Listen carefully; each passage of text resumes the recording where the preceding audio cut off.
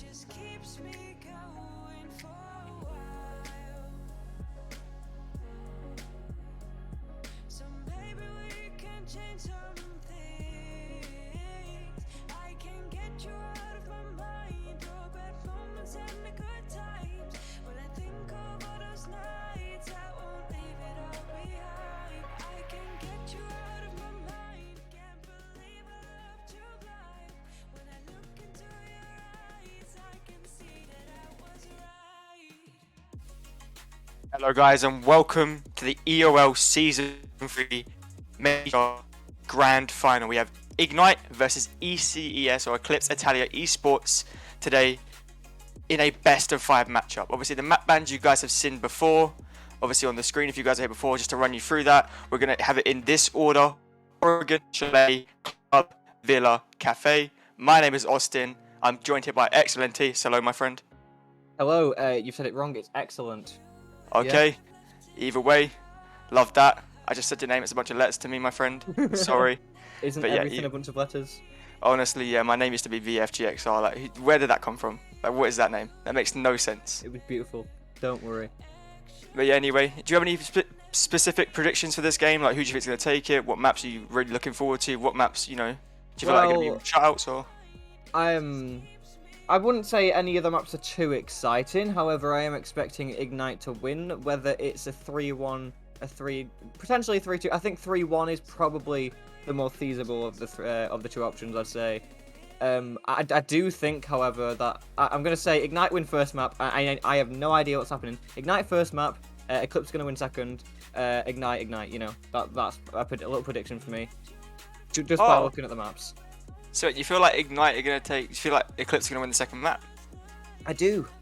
Okay, that's an interesting prediction from you because if you look at last time these teams actually in fact played, Chalet and Villa, obviously Chalet being the second map, Ignite took 7-1.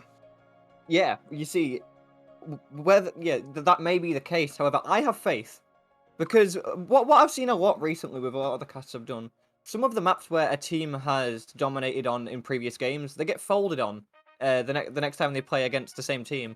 It doesn't make sense, and I don't understand how it happens, but I feel like it's going to happen again today. It's a fair prediction, my friend. Obviously, again, starting off Oregon, Ignite, Chicken D. Actually, no, another interesting as well. Every single map, the team that has got to pick the side has chosen defense. Like, yeah. That's like tier 4 Pinnacle Siege. And does that include Villa as well? It includes Villa and Chalet, yeah. Every single map. That's a bit strange, because I do think Villa is more 50-50. I know a lot of people won't agree with me, but I think it's a very, it's a decent attacking map, I'd say, especially for the upstairs sites, because I feel like there's just so much, versatility, and once you take control of it, certain hallways, let's say you take control of 90, if you bring in a Nomad or something, there's no way you get flanked, and then you just have, half of the map in your control, which is why it's quite confusing to see why we don't see teams pick attack in T4 leagues anyway. I feel like it's just, preference. But anyway, not to keep you guys waiting, first map coming in Oregon, taking us in hot here. What do you think is going to happen in this first map? Obviously, we have Ignite, defense first, they chose it. Eclipse obviously picking the map, but I'm expecting a 4-2-5-1 split to Ignite on their defense. I just think Oregon as a whole, it's just, if you've got a team with good coordination, it's very easy to defend. Obviously, it's going to depend on Eclipse Italia's attacking styles as well, but in past casts with other teams, we just see a lot of the time, especially when attacking places like top 4, they get stuck in a funnel type of motion, and most of the time you see people die in attic and you see people get stuck in trophy. So I'm expecting that, but going on to the bans now, we're going to be seeing the Hibana ban, which I think is a very decent ban. Of course, Ignite on the defense, picking that Hibana, it's going to make defending the bottom 4 a lot better as well, because keeping those patches closed is going to be a priority. And if we don't see a Cade ban, that's going to be really, really surprising, I'm going to say. however, yeah, obviously, I know you mentioned the Thatcher, Hibana, but very basic, simple bans. Mirror as well, quite common. However, when Hibana is banned, it completely enables Mirror. And Jaeger coming off final ban for Ignite. So I guess they want that blue control a bit easier. Obviously, Mirror ban as well. Blue's going to be kind of a nightmare to hold, or bunker as you would call it. Nightmare to hold. But again, when Mirror isn't banned and you have Hibana banned on the board, that completely enables Mirror to have an absolute field day, because you cannot then pop those hatches effectively. Obviously, they are going to be going kids' dorms first, so we have to worry about that bottom floor presence. Cade, Valk, Mute, Smoke, Goyo. Pretty default as they say this. They will change up the ops. Malusi, Goyo coming in. But still, very, default defense as you would consider the top floor. No projectile catch, though. So these nades can be absolutely lethal right now. Yeah, that's something I was going to pick up on. Like, just we are seeing quite a heavy amount of nades getting brought. Of course, we got the Finker and the Yana. At the moment, and of course, attackers can still switch to other operators with those grenades. I'd say the most likely choice if they were to switch would be a sledge, just because of how versatile he is. But yeah, for now, they've got 4 grenades in their total pocket, and of course, like you said, without the denial to catch these grenades, it's gonna be quite difficult for them, especially with the amount of gadgets they have that can be affected by the grenades. Literally, all of them apart from Smoke, but of course, on Smoke, the deployable shield as well.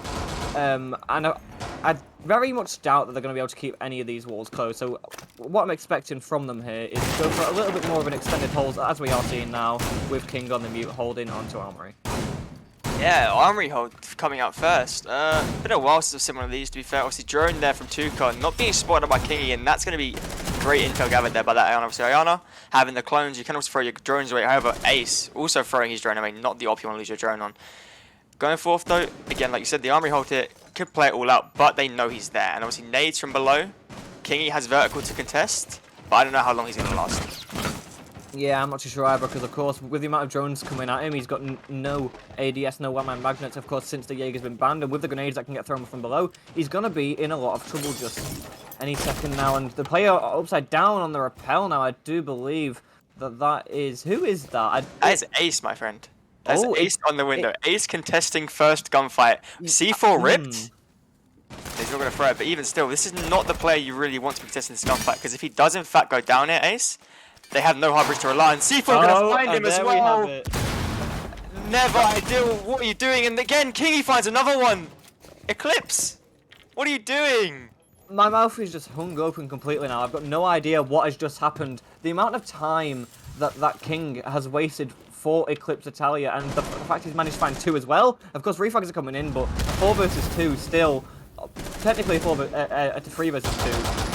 Oh my, you can't be missing those. Oh no, of course, it will get teammate left, and it's all on Zodiac now, but this was a shocking attack, I must say. Like, just sending you, like you said, having your ace be the person to play entry out of all your operators. You could have had anyone else. But no, yes, I think they may have been going for a pinch, but after one fell, they just started to push him one by one and just get picked off, and final kill comes about lethal playing above with the beautiful TCSG. We don't see it too often, but there it is. Oh, and there he goes. I mean, the TCSG is very much Knight of the olden days. You rarely see it now, but I just miss that gun. Just being able to swing everything with those like slug shells. Oh, beautiful. But anyway, like that round is so... there's no words. Like, you have... think what? You have Ayana, you have Osa, you had Finker, you had Twitch. Any other operator has a better kit than Ace to sit on that window. Either way you look at it. Like, not even like Ace has any kit to fight that window. Like, there's no reason for him to be there. Like, he can just sit on the master balcony and just hold the rotate back to trophy, or he can sit on satellite window and hold the rotate out. Like, he literally has to do nothing, but instead he can test mute on the window, and then again, Tuka comes to the refrag from below, and then gets absolutely destroyed by Kingy. Like, that's... Or King, sorry. I don't want to say Kingy, it just sounds like Kingy because, King.ie, but... Yeah. Either way, like, Ignite took a round there, but I don't think it was any challenge to them. Like, Eclipse really showed nothing there to show that they could do anything differently to win that. Like, yeah, I wouldn't really say that round was a whole bunch of skill for Ignite, because it was definitely a lot of failure from Eclipse. Like, stuff like that, especially considering this is the grand final. In the very first round of the very first map, that's not showing great promise for them, I must say. And well, here we go, round 2, and of course, if you look to your right now, you'll see the Flores pick, which, well, that's going to make holding elbow a hell of a lot more difficult. And of course, I don't believe they're going to be holding it, because we don't have a smoke or anyone with the deployable shield. Of course, with the holes that they probably are using now, yes they are, and as well as the fact they're holding onto Shaiko's spot, but even still, you've only got a 1-eye, so I do think it should be relatively easy for them to clear, but it just depends if they manage to, well, not lose a man early on this time. There goes the first grenade. It's not going to find the man, but does a little bit of damage. And nade's going to be coming through like hot potatoes. Obviously, Flores just using that drone to enter off there. Valkyrie not really in the position to challenge as she does really want to swing out here, as I can tell. She's going to be sitting deep in Shaco corner, playing a bit of a rat position. But Tuka now has advanced into blue. He has control, just sitting on the other side of those head holes. No one really looking to challenge here for Ignite. They're just all holding really passive angles and waiting for Ignite to swing. Obviously, very interesting attack route from them. They're only really going for this bunker hold, and again, they need to find a pick here, because if not, they won't get any ground for their time, and they're just going to sit there and burn all that time in that bunker. Obviously, again, Cade on the wall as well. There's nothing they can do. Shot's going to come through the wall, almost catches Tuka unaware. Not going to find anything for that, but still, again, Eclipse is stalling inside this bunker. Yeah, we're just seeing all of the members of Ignite now playing off each other. Of course, they know where this attack is coming from. They know where to hold, and yeah, they may be full white at the minute, but there's no response from it. Like, they're not pushing up with it, so it's a bit of just a waste of utility. Of course, yes, you may be burning those one-night magnets, but even still, it's not enough. But the spray comes in at the top of the back stairs, and of course, the player has moved. But it's still a 4 versus 4. King knows he's there now since the call-out was made by his teammate, and I'm not sure if he knows about the rotate into Big Tower, which it may come back to bite him later on. Of course, Jesse now, if he doesn't watch that, it's going to be absolutely awful for them. And speaking of awful, Cryptic's been downed and making it a 3 versus 4 at the moment unless he get revived. The push-up is coming through with the Flores, and he's found one, picks up his second, and now he always finds a third, and it's all up to King now in a 1 versus 4. The plant's going down, and I don't really think there's much coming out from this now. Yeah, that round there really falls on that one pick from those backstairs on the sledge. Like, he is winning the round here, and obviously again, King of the drop pick, trying to find 1-2 kills already. Last round, can he get any more? This round, ATK just sitting there with the GSH out. He's going to see 4. We're not going to go through, but we'll be down by the shotgun King. All players now for Eclipse just looking to rush him. I don't know if that's the smartest play. Just sit back and hold your angles, boys. Going to swing out to Ace, but Ace is just better getting some revenge for last round. Let's be 1-1.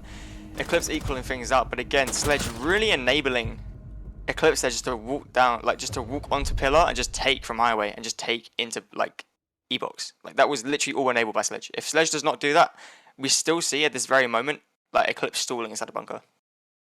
Yeah, I don't really know what happened there. I think, if I'm honest, I feel like a single movement from a single player really just made that fall apart.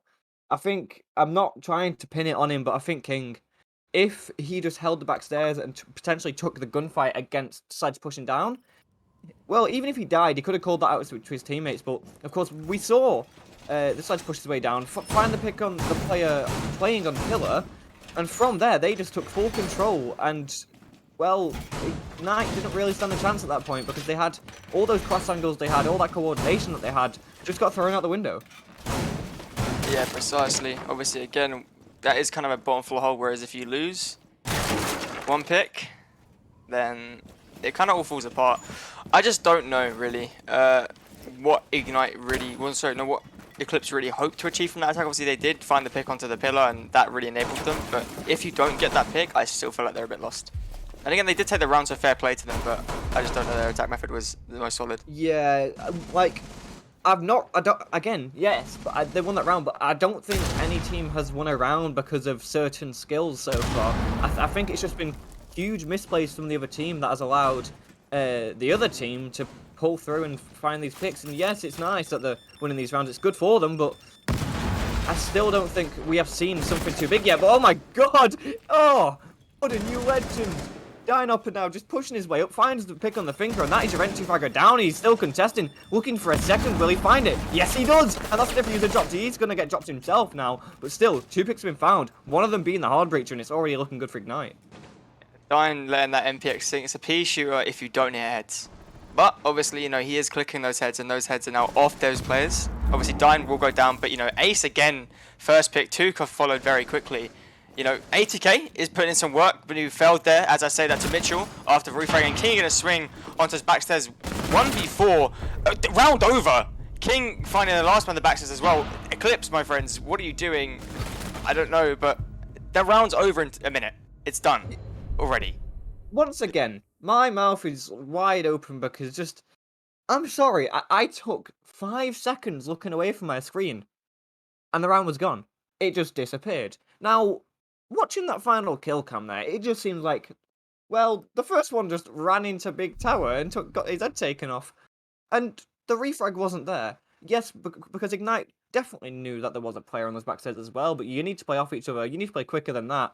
And so far, you have to agree with me, right? Just Ignite are so far the better team on this first half of the first side.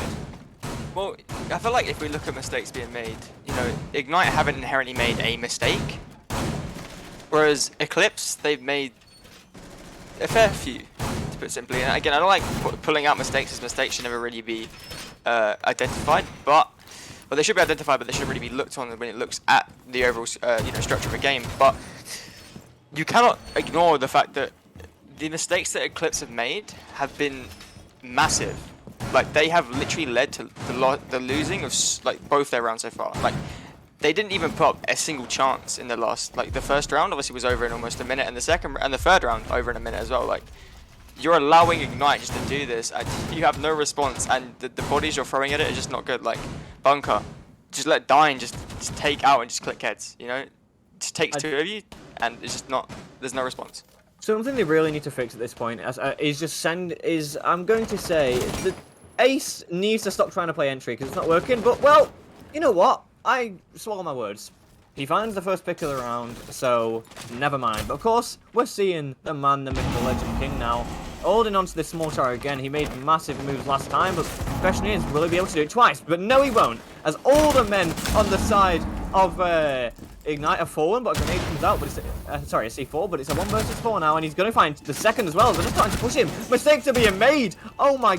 What is going on? Right, Eclipse, you have this round. Don't throw it at this point. I think he went for the knife, but even still, that's a stupid move, but the spray's going to come out. And finally, they do close out the round. But I'm sorry, Eclipse. If you managed to lose that round, I was going to break everything in my room. I swear to God. I actually, like, I hate saying this, but I am fully lost for words, by the way. Like, it's too quick to even catch what happened there. Like, this is just, it's not Siege, it's COD. It's just COD. Like, we have Ash, I feel like maybe trying for a knife. Maybe trying for a knife, but just completely just running at lethal from behind. Like, this game is going way too quick. 4 rounds in, we've been in the map for like maybe 10, 15 minutes tops. Like, we're already 4 rounds down of a 12 round map. Like, surely no one would believe that this is a grand final. Because it doesn't seem like it. It seems like they're just some friends having a 10-man having fun. I can't even speak. I'm just, like you said, lost for words of what is happening.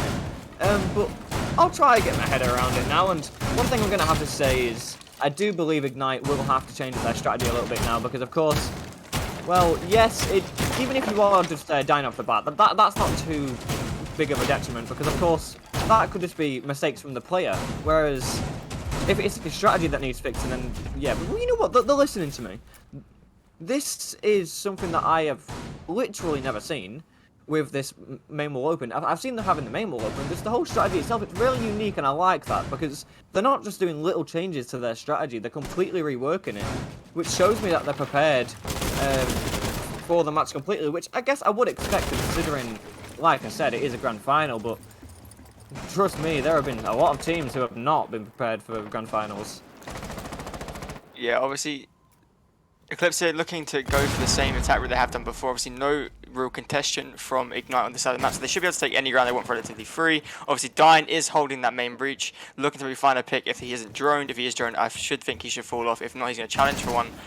Just pre-fire going to be coming through, no one there to meet her, as Mitchell does take some damage to, I believe, his own C4 there on the main window. Osa just conveniently in place to cut off any rotate into Big Dawn, which should just sit there, yeah, as I said, with the shield out. Almost finds Dyne there, getting a bit aggressive towards that window, going to be going down quite low, but isn't going to be felled, so he is still standing on top of those white stairs. But the push for Eclipse rather slow right now. Obviously, they have this control towards this trophy side. I mean, effectively, it has been given to them as nades start to rain in from the main breach. Obviously, no hard breach required to open this. Just in a bit of soft breach. Just Dyne does just pepper some shots through that smoke from the top white. Nades going to be coming through here. No Ramirez, and as I said, that Dyne going to be found from one of those nades from Tuka, just throwing it in from the trophy door. No Ramirez there to catch it, so he is going to be down. Obviously, he is revable pretty safely. Shots going to come through as well. Almost catches lethal there, I believe, on that rotate. He's just used to back off. Smoke canisters coming out as Dyne does, in fact, get picked back up, but still stalemate right now in this round. No one really moving. Complete change of pace from before, as a smoke canister just prohibits any movement, as King also has made his way downstairs there for a C4, looking to come from default. Oh, C4 goes out, but of course at the same time we are seeing the quick finder pick, making it even, but oh no, Jesse's stuck and he had to run his way through the site frantically there, but of course, player top line isn't able to find him, but the refrag coming in onto Dime, but once again, we see another refrag from Mitchell this time. These rounds are going so quickly, but of course, one thing with the strategy that we have seen is just how quickly it allows Eclipse to take control of the map, but it just seems that, well, Ignite don't care. They're holding their positions well, that they're staying where they are, they're not letting anything shake them at the moment, and even though there's still 35 seconds for the plant to go down, they've not got the fuser, but the spray, beautiful coming out. Yet another free frag though, and it's a 2 versus 1. All on Tycho now with this LMG, the player's going to drop down the hatch, that's Cryptic. Still has one canister left in the pocket. Now both players below, move Mitchell as well, still having one of his devices as well, which is going to be a little bit difficult, of course, for Takeover to go to this plant, because there's not many positions where they won't be able to notice him, and with that smoke babe in pocket, it's going to be even more difficult now. We're seeing Mitchell push up the white stairs, but the spray's going to come out. Absolutely beautiful, getting the injure, but time is not on his side at the moment. He's going to collect his kill, but will he be able to stick this without Cryptic getting him? He's going to be pushing up the white stairs, going to go for the swing. Oh my god! Tycho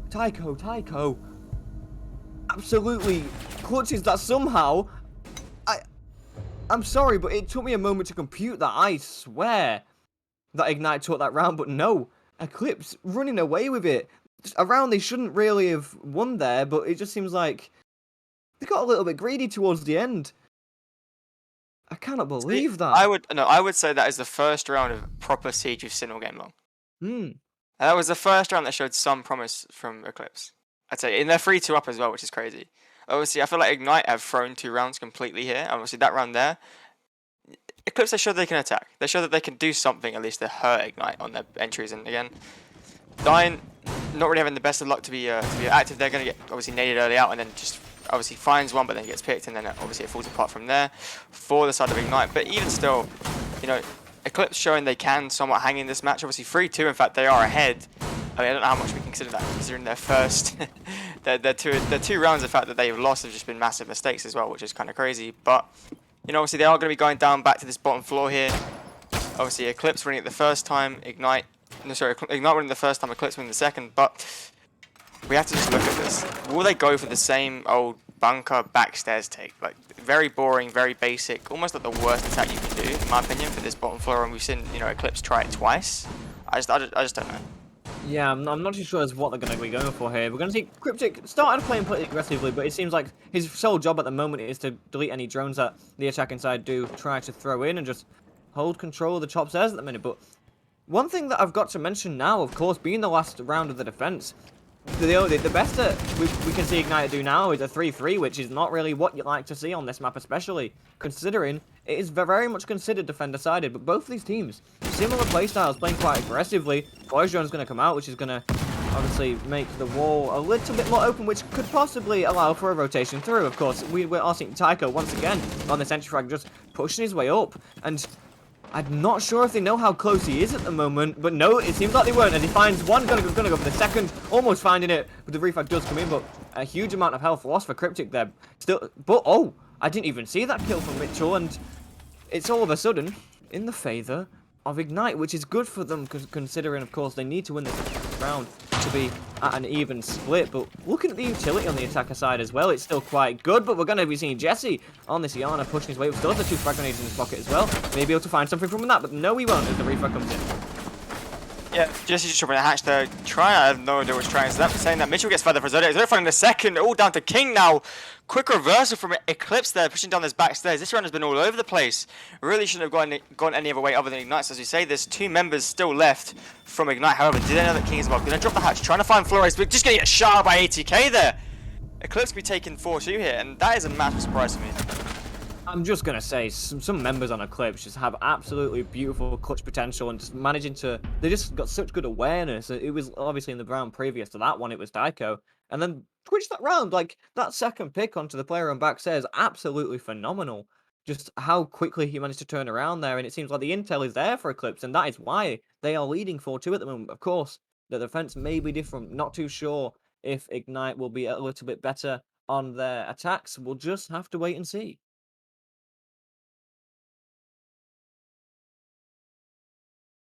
They're checking if his army is banned. His army is banned.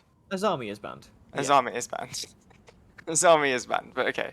You know, I'm just gotta say, Austin, I do think my predictions are probably completely wrong at this point because looking at these teams so far, they are so odd that it can go either way. I don't think you can even begin to make a prediction here because the rounds that we've seen each team win have been so sloppy and just all over the place.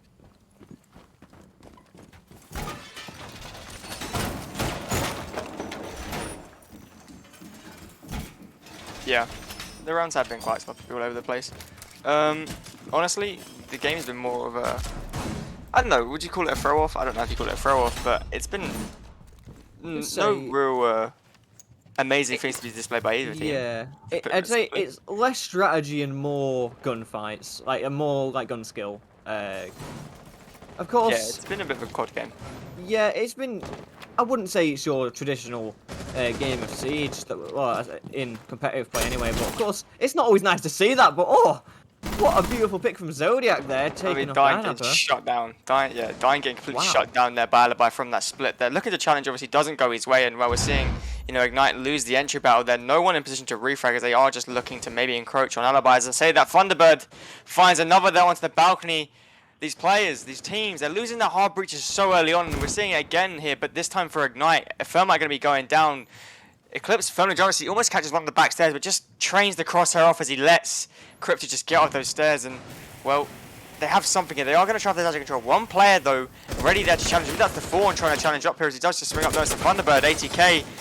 Looking to just challenge down here on these holes. Not going to find anything for it, but Maverick now surely is aware of their position. Nade in pocket. Neither team bringing with mice. So this could be all solved right now with one crisp nade. Both players here having 4 nades in pocket. Are they going to throw one up? No, it doesn't look like it. Sledge, pull the nade pin, my friend. Going to drop the hatch. They're going to come up a bit too late, but still, Attic control could now be in the hands of Ignite. This could be the one thing going for them as Mitchell does find 80k as well. Alibi also just pepper some shots through. Mitchell coming in from behind, going to find Zodiac as well. Evening out the man count, obviously health advantage not in the hands of Ignite, but they've done a very good job here to reclaim this man count. Diffuser though is surrendered on that master balcony, so they have to go for kills here unless they want to do a long rotate round to find it. That's Form running pistol. The thing as well, like they still have a decent amount of time to do this, but of course, with the Eclipse knowing that they're most likely going to be pushing from this attic side, they should be able to prepare from that in good time, of course. But however, we're seeing Mitchell, the lone wolf, now pushing his way. I do believe that he just came up through the stairs, going towards white stairs, and of course, without this any intel ops on the board for them, they may not know he's coming. Of course, I do think that is a thorn device just at the top of these white stairs now, which of course will alert them. But 40 seconds left, and he's gone way up by 2. I feel like they're going to be going for a split push here, and the diffuser has now been recovered. Psycho knows about that, and of course, as I always say, shotguns are the masters of close range, but it's not going to happen today as Lethal's going for the rotate to big window, and it seems like they're just completely unaware. They're going to be going for the big window take here with support from Cryptic, maybe going from Attic, but Lethal's going to be losing 90% of his HP here in a sloppy gunfight. The Thorn device is going off in 15 seconds. Yeah, C4s as well, still in the hand of Tuka's going to throw that one out. Kane, Zane going to get shut down there as well by a shot. I don't know, I'm waffling here. Mitchell walks in, Lethal going to be going down. Jesse finds Lethal, obviously low health, and this is all to do for Mitchell. We're going to swing in. Jesse, he's just hold out, and he does. Eclipse take that round, but still, very scary for them. I have no idea. My mind just went blank. My moment's so blank there in the last closing moments. Like, just too much happening in like 15 seconds. Way too much happening that shouldn't have happened. I'd like it to be like a routine. Someone dies 5 seconds later, there's a refrag, but no. It's like 3-4 people die in the matter of 2 seconds. Like, you can't really try to even to like start to keep up with that. But, well, we're seeing Eclipse absolutely run away with this. I would have been quite upset with them if they managed to lose that round, considering how well they did with the opening. But, of course, they managed to close it out anyway. Now, only 2 rounds away from closing out map number 1. And they're going to be going to the basement now. And it seems like a very, very default setup here coming out. Of course, with your smoke. But, again, one thing that really interests me, they've got 3 of these shields, and yet still no one mind to catch them, which is really odd, but because of course we are seeing the Zofia coming out with the impacts. Sledge has nades, Maverick has nades, and also Finker has nades. So it's quite confusing if you ask me, why you'd bring these 3 shields and not even think to have one mine. Yeah, Wamai really not being put at all this game. It's quite interesting that Wamai isn't I mean, one would say that it's almost trolling when you don't click Ramai. For this hold, obviously, they are trying to hold bunker, I believe, right? Correct, they're holding bunker with no Ramai. Like, all it takes is one nade.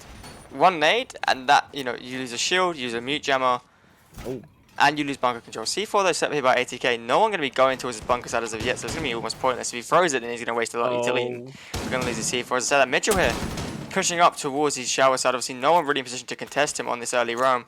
But Drone going to come through. One player top of three is just easing his way up there. That is, I believe, Cade there looking to swing round. Going to swing, not going to find anything. He's going to back himself straight back down there into the depths of the freezer as Mitchell just to take this ground. Going to go back on Drone here just to assess the situation as Lethal as well has this main door open. All members from Ignite here just looking into different avenues of attack. No real, you know, challenger as Jesse has got a very nice rep position here on these backstairs. And if it's not droned, which I don't think it will be, in fact, they aren't going to opt to entry in through that side door, could cause a few issues.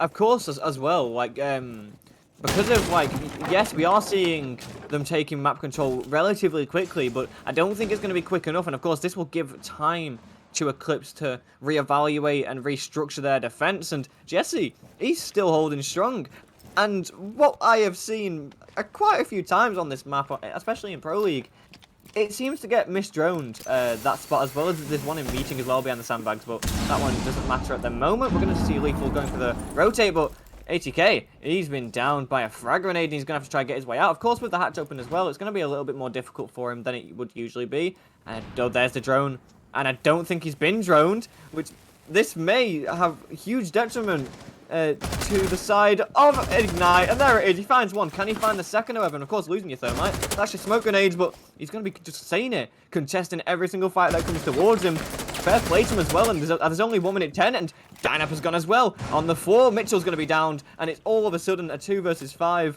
And, well, I don't see Ignite winning this, and look at Jesse. He's got so much courage right now, jumping out the window, staying outside. Lethal's going to go for a nade, not manage to find anything, and he somehow manages to get his way back inside. Yeah, honestly, like I said, the rat play coming in huge. I literally telegraphed it from the start. Jesse going absolutely insane there on those backstairs. If you don't drone him out, he's going to do that to you. Obviously, walks up to those head tovers that are previously, I believe, made by the smoke onto code there, or this mute of 80k. And again, completely punishing IE here. They have to try and make something work. Bunker control still in the hands of Eclipse. But as I say, that 2 is going to let the shot 80k, sorry, he's going to let that shotgun sing. Crypto going down, 1v5 here, not looking too good for Lethal, sitting inside a meeting, going to be contested here by many players. Just goes to his backstairs, shotgun from long range, going to one-pump him. Sent back in bits, to be honest with you, and that's just, you know, round 1 off a rat. These rounds are being won from, like, tiny little plays like that, like small individual little plays that really shouldn't be happening, but it just is being massively overlooked. Like, I do think that the smaller T4 teams need to take notes of this, however. Like, of course, yes, you may think it's stupid plays that they're going for here, but it's working for them. And of course, with the smaller T4 teams and just the newer teams to competitive, they always think, yeah, let's just go with a standard setup and continue to use said standard setup. You need to change it up sometimes. Without a bit of spice, you'll get countered most of the time. And that's why teams who constantly just go for the default strategy over and over fail. With an exception, of course, to Team Empire, who obviously aren't, well, with us anymore, unfortunately. But yeah, no, I'm just looking at this now. Match point. This is not how I expected this first map to go at all. yeah, neither. Eclipse obviously showing that they are, in fact, maybe the better team here. 6-2, obviously, Ignite can prove us wrong and take this to OT. They win the next 4 rounds. Obviously, from the pattern that we've seen here, I don't know how plausible that is, and, you know, I don't know what's going to happen here, but obviously, Eclipse really looking to close this map out and take a quick 7-2. Yeah, and wait, I'm not too sure. 1 second, let me have a quick look. I can't find it. Who picked this map? I believe it was Eclipse. Eclipse did choose. Okay, yeah, obviously that does make more sense, but even still, a 7-2 potentially is not going to be good for Ignite's mentality, of course, this early on. You don't want to be losing your first map this badly, but there we have it. Oh, their mentality must be slipping from them on this first map already, as, well, we've seen Dynap getting taken down, of course, with your Zafir, that's a lot of utility lost, and you're only 30 seconds into the round. It seems like, well, I'm not sure what they're going to do from here. Of course, it's not as bad as losing someone like King or Lethal, of course, because Hard Breachers, well, you need them 90% of the time. So they've still got a chance, of course, where we see Mitchell play inside the bedroom. He's going to go for the spray, and there's the refrag, and they're back alive. A 4v4 early gunfight don't really need to take. As I say, that super sign proves you wrong. Swings round, finds lethal on that Maverick. Maverick going to be down earlier. No utility really used. 2 nades going down in pocket as well. I believe, yeah, Mitchell was the only one used. So, drone's going to come through. They're going to come through. So that Mitchell uses that last nade and finds Zodiac there, evening up the man count. Mitchell here doing it all for Ignite in this top floor. Obviously, 10 and 5. Really the only player from Ignite able to get into this game. Obviously, saw King have a good performance earlier, but since then, it has been all Mitchell. Seeing that kill feed compared to, Eclipse having a bit more presence there. But Attic Control now surrendered in the hands of Ignite. But there is still play. I believe that's Divallo there towards the other side, towards Tower, waiting to come across and maybe play spoiler to this Tranquility on this top floor. I'm just going to say, however, Ignite have so much time to play with at the moment. Where, of course, we're seeing a rotate to, I do believe, small tower, which, of course, if they get that breach open, it's going to allow for easier access for a plant coming in later on. And, of course, with ATK not on the site at the moment, that's going to be a little bit difficult for them as well. However, we're seeing Mitchell once again going for this aggressive nature that we've seen him do all game so far. Of course, like you mentioned, the one player on Ignite playing exceptionally well. And there it is. A pick's going to be found onto Super Saiyan, and already, well, it's a 3 versus 2 in favor of Ignite to keep themselves alive. Taker, however, playing like a rat in this corner now, and they didn't see him as he came in. He finds one, but the refrag is instantly there, of course, from Mitchell, and it's all on ATK now in a 1 versus 2. Maestro comes still up, will potentially be able to help him go for a plant denial, but Crypto's going to be dropping his way into the site. Oh, and they're not getting the Maestro cam. Guys, what's going on here? The game's over! Divallo swings the corner! Is that... What? What? I'm sorry, I stopped my piece just there because I thought there'd still be at least 20 more seconds, but what has just happened? I mean, seeing Mitchell's praises and all, Mitchell basically pulling Ignite across the line in that round, trying to get them there, but I mean, Divallo, surely they, one, they should have had him come with cams, but two, I'm lost for words in this game. This game did not feel like Siege. It didn't feel like Siege. No, it felt like more of a Call of Duty game, if I'm being honest with you. Yeah, like, there was little to no structure from either team doing anything. Like I would go as far to say, and this is a grand final, I'd say neither team did anything right in that game, and that's crazy.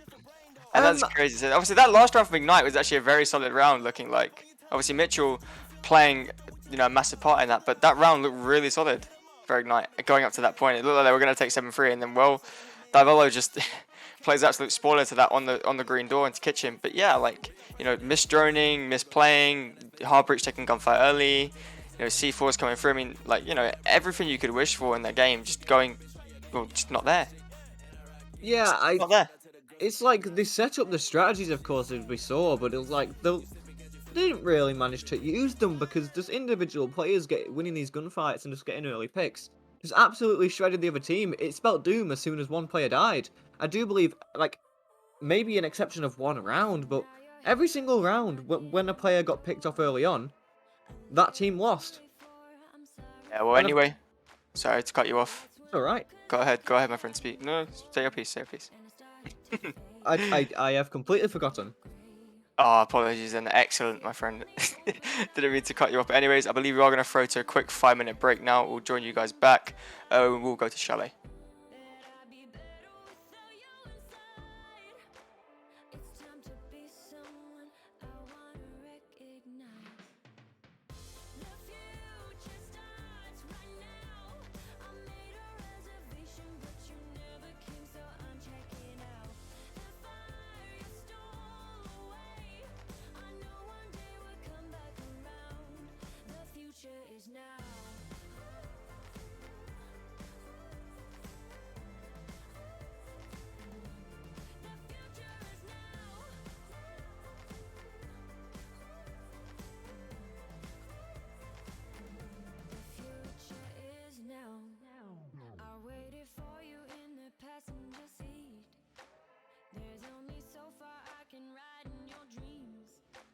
While you were chasing everything else but me, I'm starting to break out from the grave. See, I finally opened up my eyes, and I saw me coming back to life. That I'd be better without you inside. It's time to be someone I wanna recognize. The future starts right now. I made a reservation, but you never came, so I'm checking out. The fire you stole away, I knew one day would come back around. The future is now.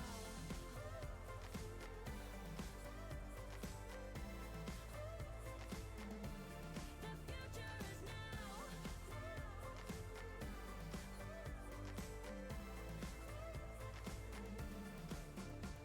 I'm not backing down, 'cause the future is now. Not backing down, 'cause the future is now.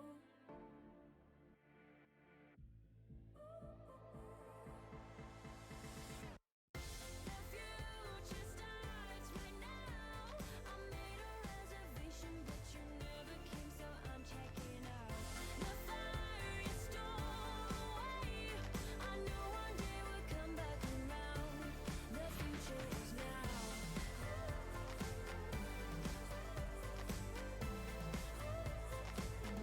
The future is now.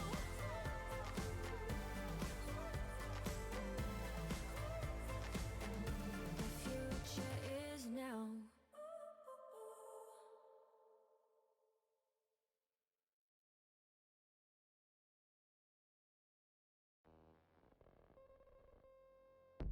Everything is twofold. What's joy is pain on the other hand. And what happens when the one that you love is the main cause of your suffering? I need you like I need air to breathe. I need you to save me from me. I'm caught in your wave, I'm drifting away.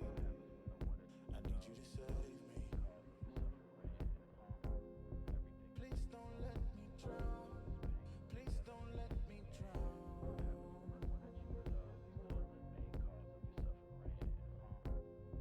Please don't let me drown. Please don't let me drown. Whoa. Give me all of your lies, 'cause you're my demon in disguise. I learned to love the cage you keep me in, but the walls keep closing in.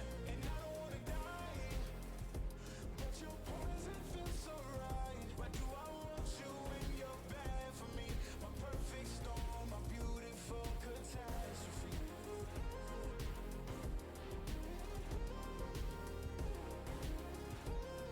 My perfect storm, my beautiful catastrophe. I'm drowning with all of this darkness surrounding. You need me like you need air to breathe. You want me to save you from me. I know that you're trapped inside this wave. Who's gonna save you? Who's gonna save you from me? I can't see you drown.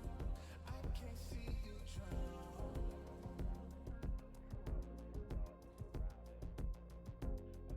I can't see you drown. I can't see you drown. Whoa. Give me all of your lies, 'cause you're my demon in disguise. I learned to love the cage you keep me in, but the walls keep closing in. And I don't wanna die, but your poison feels so right. Why do I want you when you're bad for me? My perfect storm, my beautiful catastrophe.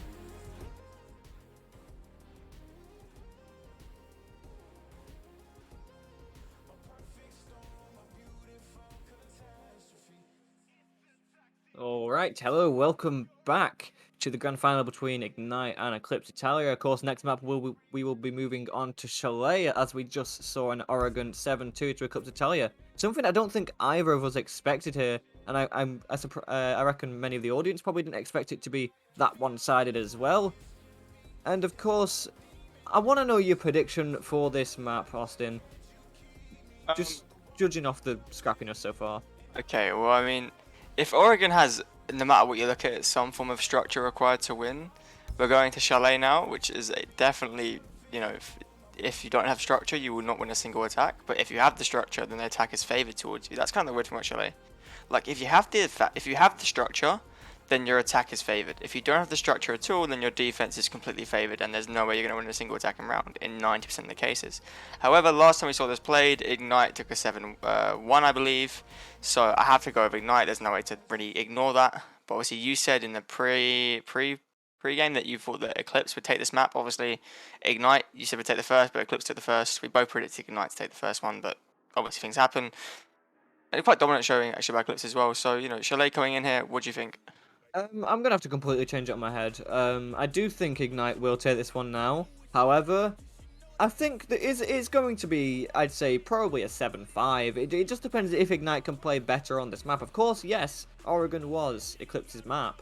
However, losing 7-2 on your first map of the grand final is not the way you want to be going. Because like I said in the game, it's going to really affect your mentality throughout the rest of the best of 5. But I do believe Ignite should be taking this map. I mean, as well, when you look at Oregon, it's not a map that you really have any excuse to not be good at. Like, like, in my opinion, every single team is good at Oregon and Clubhouse. You can't really, you know, decline that. So, you know, 7-2 is a worrying scoreline. But anyway, as I said, I believe both teams are ready. They're currently waiting in the lobby, and we'll get straight into Chalet. Alright, here we go. Now, if I'm being honest, I've not casted a whole lot of Chalet, but the games I have casted from this map have been very interesting, and it's a map I do enjoy casting so far. I hope to keep it that way. Anyway, moving on to the bans, I'm expecting some very, very default bans. Nothing will surprise me, I don't think. Let's see. There we have it. What a great start. Archer, I mean, almost undoubtedly a very good ban no matter where you take him. Obviously, he has the highest presence in terms of EOL and an A. Not because he's picked so much, because he's banned so much. Makes your job so much easier. Why would you not take a Thatcher? Maverick coming off the board as well, so Wool's going to be staying close to the majority of the thing unless they can find another alternative route to get those K claws if he is in play, or Bandit batteries, or mute jammers, or whatever off the wall. Obviously, nades are available, and we see that smoke going off the board. Is smoke quite an interesting ban? Obviously, Goyo to Chanka on the board, so interesting that you choose to ban smoke. Obviously, Chanka, I hope, has played this game, as he does almost the same job, you know, if not better in some situations. And Mirror taking a lead here as well. Mirror banned both maps so far, kind of default as you'd expect. Library hold can be so strong when you are playing that bar side, and you know, there's no real reason to not take her. I do think I did get a little bit surprised with the smoke ban there, because of course, well, having the smoke in play, I'd still say he is the best denial operator that we have. And of course, getting rid of him, that's going to put a lot of more difficulty into these defenses on the side of Eclipse in the first half, of course, because I'd say he's especially, he can be strong. Well, of course, we don't see basement a lot because, if I'm being honest, it's probably the worst site on the map, I'd say. But he still can pack quite a punch. Of course, getting rid of him is going to... Any strategy that they did have revolving around him in play, well, that's going to be thrown out the window. But of course, we're seeing Scion on this Cade, and I'm really happy to see a lot of Cade play throughout. We've not seen him banned once just yet, because, well, me myself, I am a Cade main, and I just absolutely love when people play him, because I still do believe, well, maybe an exception to Mute, he is still one of the best wall denial operators. Well, I just feel like the reliability of being able to get hatches or free walls with one piece of electricity, like for example, Cade, 9 times out of 10 you will get more walls or the same amount of walls as any other, you know, denial can, but they're electrified as well. Like Mute, obviously we did see that brief period of time where Mute was absolutely amazing, and obviously with the jammer denial had so much of a larger range, and you know, it was just a whole different breed. When, you know, like old days as well, Mute, where you could put the mute on the box, mute on the counter inside of Oregon, then mute the hatch and the wall above. Crazy. But obviously that is no longer a thing, so Mute's still taking a backseat. As I said though, Jesse here, looking to challenge onto Library, almost finds one player as he crosses on the rappel. Shots coming back from him into kill box here. Jesse just looking to pepper shots back and forth. Reinforcement there to support him. Gonna try and find one here onto this main window, just sitting there on the double. drone going to be found out here. Nate going to come through. Not going to quite do the job there as, you know, all players now. One, however, two have both entered into this library side. Both looking to challenge. Kill going to come through there for Cyan. Good shot there onto Mitchell. However, as I say that, Cryptic has, in fact, retaken Jesse there. He has his number. Pushing up here onto Mezzy. Mezzy now in control of Ignite as they look to push over. But Cyan here waiting, arms open, looking to take the challenge here. Swing going to come through, and that's a beautiful shot onto Cryptic going down there. Ayana. Map extremely fast paced right now, but we see Eclipse coming out on top here of these trades. That was absolutely amazing from Cyan then. Of course, after he found the first pick, not playing too aggressively, deciding to fall his way back into the site and finds a second as well.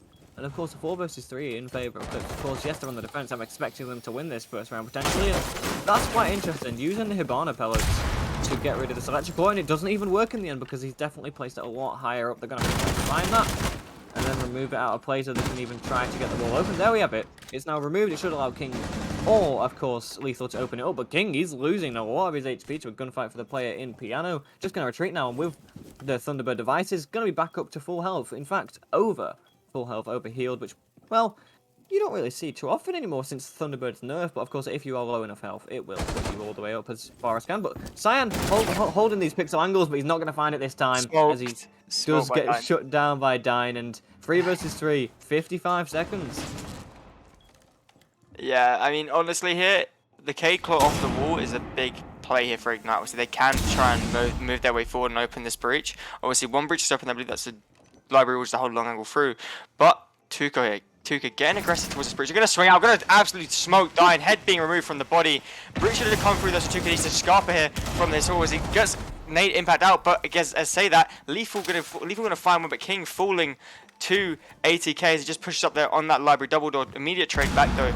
Lethal here 1v2. All to do right now. Zodiac and Tuca still on the board. Finds one to Tuca. Lethal going to swing and he's going to find the shot from Jaeger coming through there. That got a bit scary for Eclipse in the end. But they are going to take the first round here on Chalet.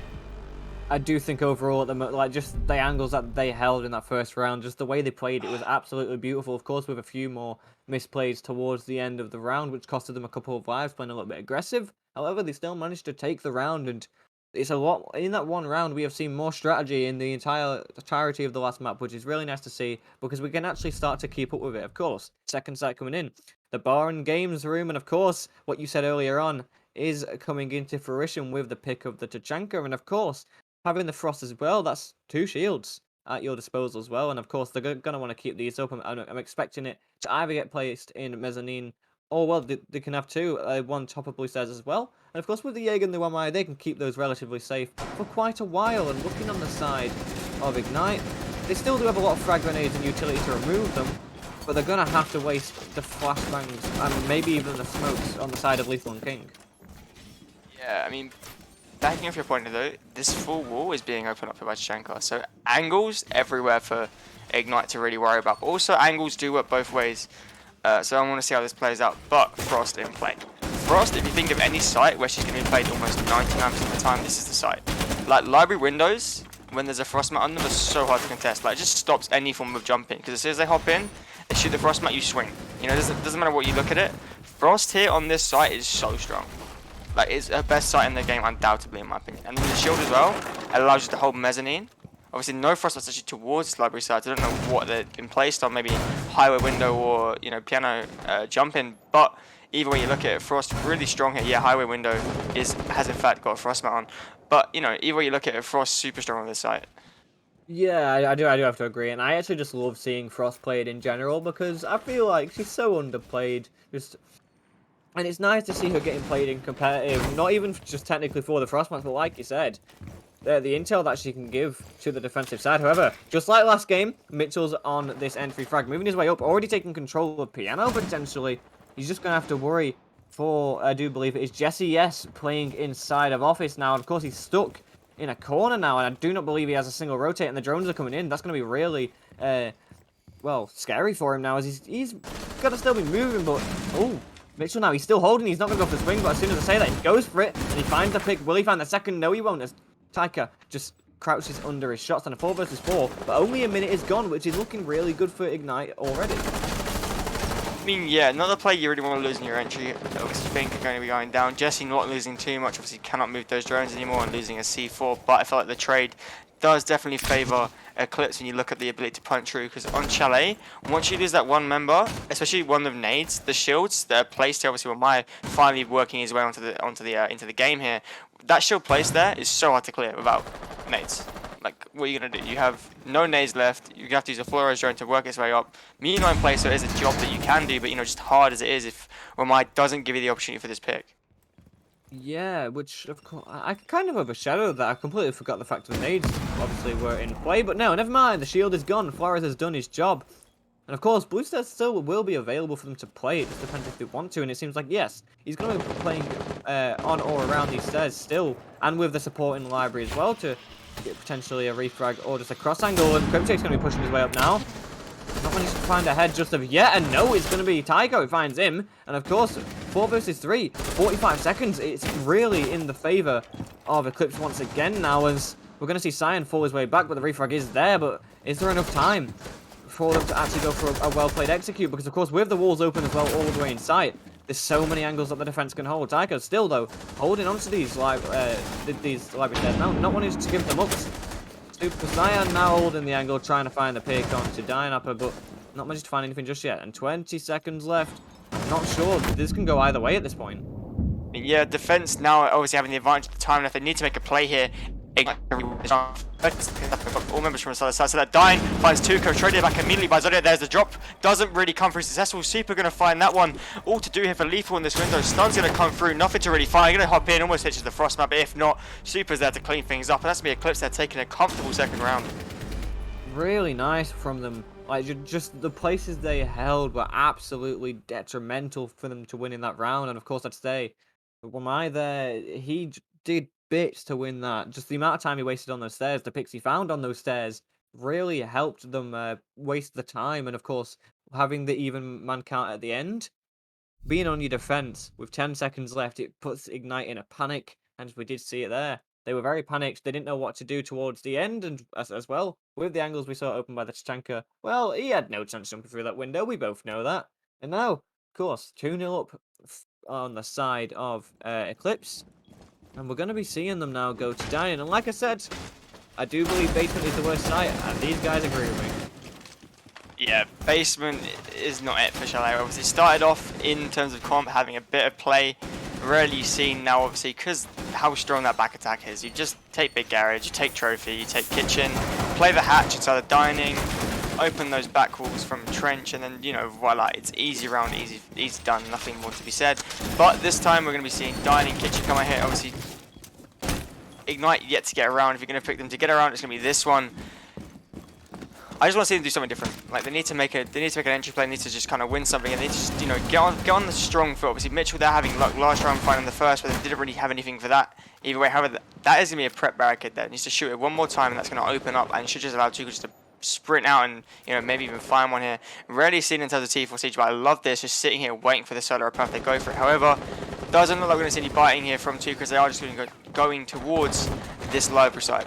Of course, that is, well, we've been seeing either this or the solo push coming in early on from the side of Ignite, so not much change coming in here. However, Jesse almost loses. No, never mind, he has lost his life, and of course, this is good early on to have this advantage, but of course, Dynapper, he's losing a lot of his HP to 80k now on the Tachanka. It seems like, well, Tachanka has the better LMG. Of course, that isn't really true, but in the hands of 80k, it seems like that is the case at the moment. Mitchell playing on these main stairs now. The pings are coming out, allowing him to know the location of this defender. He just misses him, but no, he doesn't, as he does manage to get the pick now. And, oh, they know someone's around this area, it seems, and, well, he's going to be in a lot of trouble now. I do believe that that is Zodiac. I'm not 100% sure there, but Mitchell's going to be moving his way through. And yes, it was, and he cleans him up. A beautiful round so far from the side of Ignite. They cannot throw this at this point, but it seems like they may be doing so far as Tuka does find one onto Cryptic, 3 versus 2, and still over half the round to play with. Yeah, I mean, literally Mitchell being the wrecking ball right now for Ignite. Taking any gunfight he wants and winning any gunfights he wants. 4-2. No one else coming in, but Dynapper here going to be shot out here by Tuka. Free his kill of his life, going to find him. Now they have issues to worry about. Mezzi back in control. What are you doing, King? Mitchell going to fall as well to Cyan. 2v4 turned into a 2v1 straight away as Lethal does finally stop the bleeding, but 1v1 now. Cyan versus Lethal. Almost the same situation as we had the first round. Cyan missing the C4 there. Lethal has the top floor in control. A minute left to play. Obviously, not capable. It was a very interesting decision, but even still, Ignite, how do you manage this? I actually have no idea how he's been, well, allowed to do that. It seems like no flank drones or anything. There's no intel coming in from the side of Ignite there, as they have, I did say earlier, if they throw this, well, they shouldn't be allowed to, but it seems like they may, of course, with it being 1v1, and still 50 seconds, Lethal has plenty of time, and with a drone in pocket as well. In fact, he still has both of his drones in play. It seems like he may know the location of Super Saiyan, but he's going to still play it safe. Go for this rotate, grab the diffuser, and go for a normal sort of push instead of dropping his way down the hatch, which of course is the smart play, as he would have just easily picked off, but there's only one entrance for him, it seems. And well, Super Saiyan's aware of it and holding a nice little angle through the wall here. He's going to be pushing his way in, but no! Super Saiyan's there to clean him up, and Lethal falls, and that's another round to Eclipse, and a round that they shouldn't really have won, but just seems like a lot of misplays from Ignite. Well, they let it slip away. Alright, so real quick, let me say this again. Yeah? Tuka, fine, fine, that's an okay pick. I guess you should maybe have drone intel, players dead. Don't know the situation. Okay, maybe that's an okay to kill to lose for Ignite. Then you let him take Mezzy. Where is the reaction from King? 5 seconds go by between dying, being found inside a library, to then him picking King on the main door. Where is the call to say, hey, look, Alibi's upstairs, dining, hold Mezzy? Or like, you know, Alibi, you know, just whatever. Like, whatever call you want, there is no way King should be dying within that space of time. Immediately, maybe, but there's no way in 5 seconds of time you cannot switch that hold or get off that main door. Because you've just given Tuka the freest 2 picks of his life. I just don't understand where the, well, not the intel, but the communication is on the side of Ignite. It seems like it's non-existent in some places. Of course, we've seen them lose players they shouldn't lose if the calls are there. Like, it's just, like you've literally just said, like, Tuka's playing the top 4, and yes, it's fine to get that first pick, but the second one, there's no way. He didn't even look towards the upstairs region. I don't know why he may have thought he was safe. Well, of course, that depends if the communication was there. But, I mean, anyway, it's a new day, it's a new round, we're moving on. And of course, we're seeing Jesse with the pre-play C4, which I actually love seeing them, but they're quite rare, of course, nowadays, unless you're talking about, well, Villa. I mean, looking at Jesse, okay, look at what the intel knows. He knows that they take this side every single time. He knows that they take this library, and obviously, why wouldn't you put a pre-play C4 there? If you're not getting kills with the C4 in pocket anyway, why don't you try a lot with placing pre-placed? Obviously, he has a cam in there to support it, so it's a very good idea. Obviously, whether it will get shot up from below, that is yet to be seen. But I mean, look at this. They know it's there, unless that is a defender ping, which I don't know. Yeah, they will find the C4 finally, but even still, there's no real negligence for Jesse to not do that, because they have, you know, been pushing library every single time here. Like, this is Ignite's staple push, and if he finds a free pick with that C4 from below, then, you know, the round is off to an amazing start. I'm just going to say, this is not the Ignite that I have seen in previous games, well, in any league so far. They seem to be making a lot of mistakes, and it seems like Zodiac may be finding the pick and showing my point, and there it is! He's showing that the mistakes of Ignite are still prominent, they're still very much there, and he's going to be holding on to bar now, and of course, well, yes, they know he's there, they're going to be going for this pick. Is it a great idea to be sending Lethal first instead of Mitchell? I'm really not too sure, of course, being the Hibana, but there it is. Cryptic's going to be the one to pick him up. 4 versus 4, but just half the round has been wasted by that one player, and it's really not looking good for Ignite. They really need to switch up their strategy because, like you said, they're going for this library take every single time, and of course, yes, they may have won this map last time these teams faced in, well, a very good fashion, but teams adapt, teams change, but King's going to be finding a pick onto ATK on the Shenka now, so, of course, with this advantage, but the question is, will they throw it again? Yeah, obviously, Super here looking to challenge out. Super really in this game, 6-on-1 right now, just looking to swing onto his head, find anything he can. He goes towards the main stairs, and that's going to be Mitchell going down. Mitchell winning most of his gunfights, wasn't going to win that one. Super absolutely smoking him off, dropping the dresser. That was like a fadeaway shot if you look at it. Breach going to be open up here. I don't know quite where they have Breach. Breaching below the wall, we're going to actually hit to try and find this K-Claw. They do it most rounds here. Going to try and finally find another thing. I mean, like a Super looks to get active again, just holding this long angle here. Obviously, we saw a beautiful shot last time from the exact same angle from him. Will we see it again? Yet to be seen, but I just love seeing Signer just getting aggressive in these fights, feeling comfortable in this cave with this 1.5. Looking to swing out. I believe that is Cryptic can swing out. Going to swing out to King, but King hits it through the wall, and that's going to be Sign taking a nap. Not really needed swinging. This puts the favor heavily inside of Eclipse. Lethal misses his shots into Tuka, but Jesse, as I'm speaking, refrozen the Cryptic here, pushing on to this double door as well. King here having a good round himself. Going to stun through. Smoke going to come out actually. Going to just block off Tuka. Jesse's side on the other side. Doesn't have a C4, but King found with Tuka. Don't need to see for a smoke there, my friend. Lethal finds him retrained. 1v1 situation. Jesse and Lethal with everything to do. Jesse has the fuser in his hands. Just gonna sit here on this dresser. They might know he's there. Lethal swings out, gonna miss the shots. Oh no! Jesse, don't just run away! Around, we shouldn't really have saw Eclipse lose just then, but I'd say honestly the biggest detriment there was Super dying, and of course the reason being, of course, was a little bit of a misping, of course, as the player had moved since.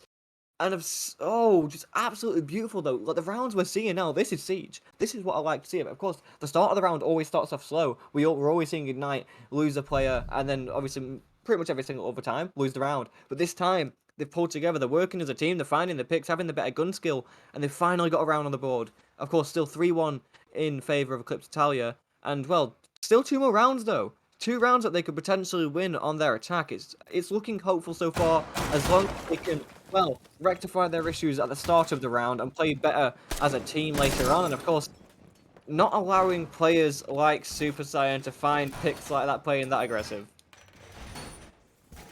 Super, he's having a good game. The one with himself. See, Super and Tuka, they're rhymes. They're really keeping Eclipse Italia like ahead in this game. Obviously 7-4 and 7-2 respectively for both of them. Both times it's been a hairy round come through for Eclipse. It has been those 2 players to show up and absolutely destroy when they had to. Obviously Ignite finding that round there. I wouldn't say really off their own doing, but more so the mistakes. You know, Super getting a bit too overzealous, feeling himself a bit too much, and Jesse just running away in a gunfight, my friend. You can't afford to do that. But yeah, you know, Ignite finally off the board. We will see Eclipse look to just retry the site. Obviously, they did have a chance last time. Obviously, you know, maybe you can look at some contributions. Was maybe Oryx stayed too long downstairs. Could be a reason why they lost. Or, you know, Super getting a bit too aggressive is the main one for me. But still, I'm going to try and retry this one. Obviously, they have confidence because of how they played last time. And I don't see why not. Yeah, I mean, overall, yes, we did see the side of Eclipse make some mistakes last round. However, if it's working for them 75% of the time so far, why not keep doing it? It seems finally though, we're seeing adaptation coming in on the side of Ignite. We're seeing Dynapper on this sledge pushing his way through the basement. Of course, it's not really a very default push to come in from the attacking side. You may see something like a Nook push occasionally, but no! Super Saiyan finding the first pick onto Mitchell. Your entry frag is down again, and the fact is the entry frag isn't even really the biggest thing here. It's the fact that you're on the Thinker with these adrenaline boosts to heal your teammates as well as the frag grenades. However, Tuka, I don't think he's aware of Dynap now pushing his way through. The ping's coming in from the drone, and it should be a freebie now, and yes, it is. And a very nice start of the round for them, of course. Yes, it's a mistake losing Mitchell, but even still, they're in a decent position. Yeah, obviously, 2 players here from Eclipse are reactivated, looking to take challenge. They're going to challenge the Dynapper. Dynapper taking some shots. He looks to swing down. Just find some comfort in Mudroom. They're lucky that that door is, in fact, open for him. Zodiac, they're coming back around the corner. No intel on cam. Super finds one. Oh my! Zodiac finds another. Super finds a second onto King. And now he's have Cryptic left alive. That's going to be it. 80k swinging around. Completely dismantling Ignite here. Eclipse 4-1. Currently, my hands are on my head in disbelief. It seems some players on the side of Ignite so far are just quite tunnel visioned, if I must say. Of course, the primary man there, Dynapper on the sledge. Yes, he knew where he knew that Super Saiyan was upstairs, or that he fell back, and maybe it was a bit of miscommunication from the team, but just pushing his way out of Mudroom there, just head on, without checking his angles, is not really the smartest decision, of course, and even just having the disadvantage in man count, it was a 4 versus 4, and then all of a sudden, it's a 4 versus none. Like, there needs to be some refrags there that they need to be able to find, but when we're seeing Eclipse play so, well, aggressive but still coordinated, it's something that Ignite aren't managing to overcome so far, and of course, 4-1, there is still a potential for them to take this round. 4-2 is the usual split, but if they lose this round, I feel like it's already enough for the nail to get put into the coffin for this map this early on. We see, this is now... No, I was going to say 4-0, but it's not because Ignite was the last round, but still. I'd say Chalet, as it is probably more of the attacker-sided favoured. If you can get your attacks in function, you can get them working well, then there's no reason why you shouldn't be losing attacks. And I think those, actually, going back to that, I feel those settles are too big. They maybe have to jump, well, I don't know if it's a big deal or not, but that's why you make your shotgun holes either closer or you use a laser sight. Since the changes to these destructibility mechanics of Siege, you can now make a rotate with 3 shots. I mean, look at that. That's like 1 mag of the shotgun. That's 1 mag doing that. That's crazy now. Having said that, Oh. Zodiac going to be falling to one mag of Cryptic there, or less than that even. Going to be going down top side of the stairs as Mitchell here just looks to push in, take towards Piano. Again, Mitchell having a good start, so that dying as well. Finding Jesse from below. This attack looking a lot better here for Ignite. They tried to sort out their issues. Nate going to come through as well into ATK. Not going to do too much damage, but is still going to be feeling that one. Lethal finds ATK there from the window. Ignite exploding onto the Shroud. 2 minutes 15 left. Completely dismantling what Eclipse had in place. Nothing really going their way, and now we're just seeing the time come through, time settle, and Super and Tuka with it all to do on Eclipse here. Yeah, I mean, there's still 2 minutes left, and we're seeing Mitchell playing very aggressively as well, but Super Saiyan's going to find one and finds a second beautiful pick onto Cryptic. He's just the star of the show so far, finding picks that he shouldn't really be finding. The refrag should be there, but no, he's just better. Super Saiyan, well, I can't even begin to speak about how amazing this player is at the moment.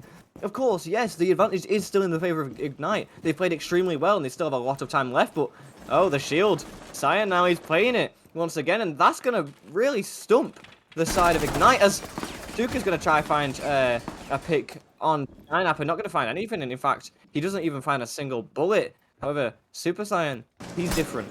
He's found 2 picks so far, and it's now playing inside of Library, but he's going to get contested, but no! Why? What? You can't really be making mistakes like that, Lethal.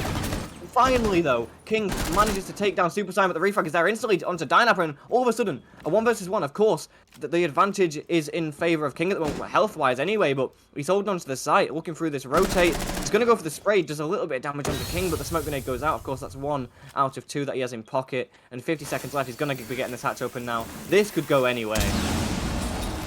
Jimmy breached their King, look to make it work, going to just drop the hatch, and King finds it! Prone dropping the hatch onto Tuka. Disrespect there. Hipfire comes through. Just finds him. Oh my god. King, you're a madman. And, I mean, again, that round really shouldn't have gone Eclipse as well. Obviously, Super is literally Superman right now. He's just swinging everything, finding everything for King. I believe the only player actually having any success in shutting down Super this game, actually. I feel like all 3 deaths that Super's found, I think, have come to King, if I'm not mistaken. I think you might be right there, but finally, 4-2, Ignite managing to win a round again, as we saw it it was absent for so long. I mean, in total, before they got the first round this game, I think it must have been like 9 rounds in a row, if you if we're counting the last game as well. About 9 rounds in a row that they lost. Of course, they managed to pick up a round, but even still, they're looking quite weak. But now, on their defense, will they be able to pick it up? One thing that is really, really interesting, Super Saiyan is playing support, has been the whole game, and yet he's the biggest fragger that we have seen throughout this entire game so far. Yeah, Super 13 and 3. That is crazy numbers. Obviously, again, all 3 deaths, I believe, coming to King. King only finding 4 kills himself. I might be wrong. Maybe Lethal or Dynapper finding one on the way. Mitch obviously started the game well, was already showing he could take entry duels. Had a bit of a quiet period, but now we are seeing Ignite obviously come to fruition and go onto this defense top floor. Going to be their first choice, as most teams do in fact choose to go to. They are going to be doing a bit of blowhold here with West Main will being reinforced. Going to find a free drone there as well for his likings, Cryptic. But yeah, relatively default defense as it comes out here. Echo, the only real kind of highlight here. You can take him or leave him, almost to fill up now. Used to be the best up in the game, in my opinion, on the defense. No longer that presence. Still has the 2 Yoko drones. In fact, 2 in pocket, none being thrown out yet by Lethal. Wonder where they will in fact be placed. But yeah, Buck here, showing this utility as well. Buck on this map, if you use him correctly, is almost anybody on this top floor from 2 floors down. Especially Solar Side. Solar Side is a nightmare to play as a Buck. Yeah, once again, we're seeing a very default attacking side push, it seems as well. You more than often will see a player on this window, and I mean, oh, there we have it. A pick's been found onto King, and already it's looking quite good for the side of Eclipse, of course, but never mind. No, not never mind, sorry. As it continues, as a grenade goes out into Dynapper as well. And a 5 versus 2 already, make it 5 versus 1. It's all in Lethal's hands in such quick time. It's been a minute. And the grenade's going to find the Inja now, but what? There is nothing to even commentate there, as all the picks were found in such quick fashion, and in such, well, odd fashion. It seems like just a lot of misplays from the side of Ignite, as, well, they just walked into these bullets, and it's looking really shaky for them already. First round of defense, and it ended in a minute. I mean, you know what's funny as well? Eclipse, they're not even, like, they're not even trying to go that fast. They're not even trying to play that pace of Siege. They're not even trying to play the Siege that's really fast. You take the gunfight, you move, gunfight, move, gunfight, move, gunfight, move in quick succession. They're just really, like, for example, we saw 2 players there repelled on Master Window. Like, I don't really know how you can look at that. Like, they're not moving fast. They're just taking the picks that they know they can get. And, like, effectively, like you said, Ignite are just giving them these picks. Like, they're going to go down to middle floor here. Kitchen Dining. Another really strong start for the defense. Frost in play, Cade in play, Maestro in play. 3 really strong core operators. If they can make them work, they will hopefully see success here. Because, again, I cannot really see this map going anywhere as it currently is. Like, Eclipse is the far better team here. Yeah, I have to agree. I mean, I swore my words from the start of the last game, of course, but when we were 2 rounds into Oregon, I was like, I said, Ignite are just the best team at the moment. Of course, since that round, I may have cursed them. Caster's curse, of course, it does exist, as we know. Anything we predict will be completely wrong, as I did, well, I mean, no, not necessarily, to be fair. I mean, I did say that in my original prediction that, well, Eclipse would take this map, but I mean, I said Ignite would take the other 3, and it's not going that way so far. Already, though, we're seeing Jesse moving his way in through bar, playing this entry role with the Iana, of course. Well, there's not too many people who play entry with Iana. I'd say the only... Well, in Pro League anyway, the only one I really know of that shines to me is occasionally Shaiko, but, I mean, Jesse isn't Shaiko, or is he? As we're seeing him now, push already up to site. Oh no, this is a really bad misplay from them, as he just walks into site. This shouldn't happen, he's fine, gonna go for the swing onto the second one, but losing your Maestro. Your intel is gone, your ability to... I mean, more than that, site is now in the hands of Eclipse. They've had 1 player walk in and just take the site. Sendo Cryptic does find one back there onto Tuka, almost saving this as well. We say that Jesse going absolutely nuclear inside the site, gonna find one through the floor as well. Devalu 6-1 effectively here, 6-2 sorry here for Eclipse. I can't see it going any other way. Mitchell with it all to do, gonna be shut out there as well. Jesse just walking into the site. Hello. Like, he just walks in through one door. Also, your point about Iana being an entry, my friend, I have to severely disagree. I mean, we've got Sloth, we have Shaiko, we have P4, we have Citizen. you know, I kind of forgot those guys existed. Yeah, like any entry on EU, oof, give them my honor. The ARX. Oh. This is crazy. This is not how we anticipated any of this match going. We said that Ignite would probably take this, and well, no.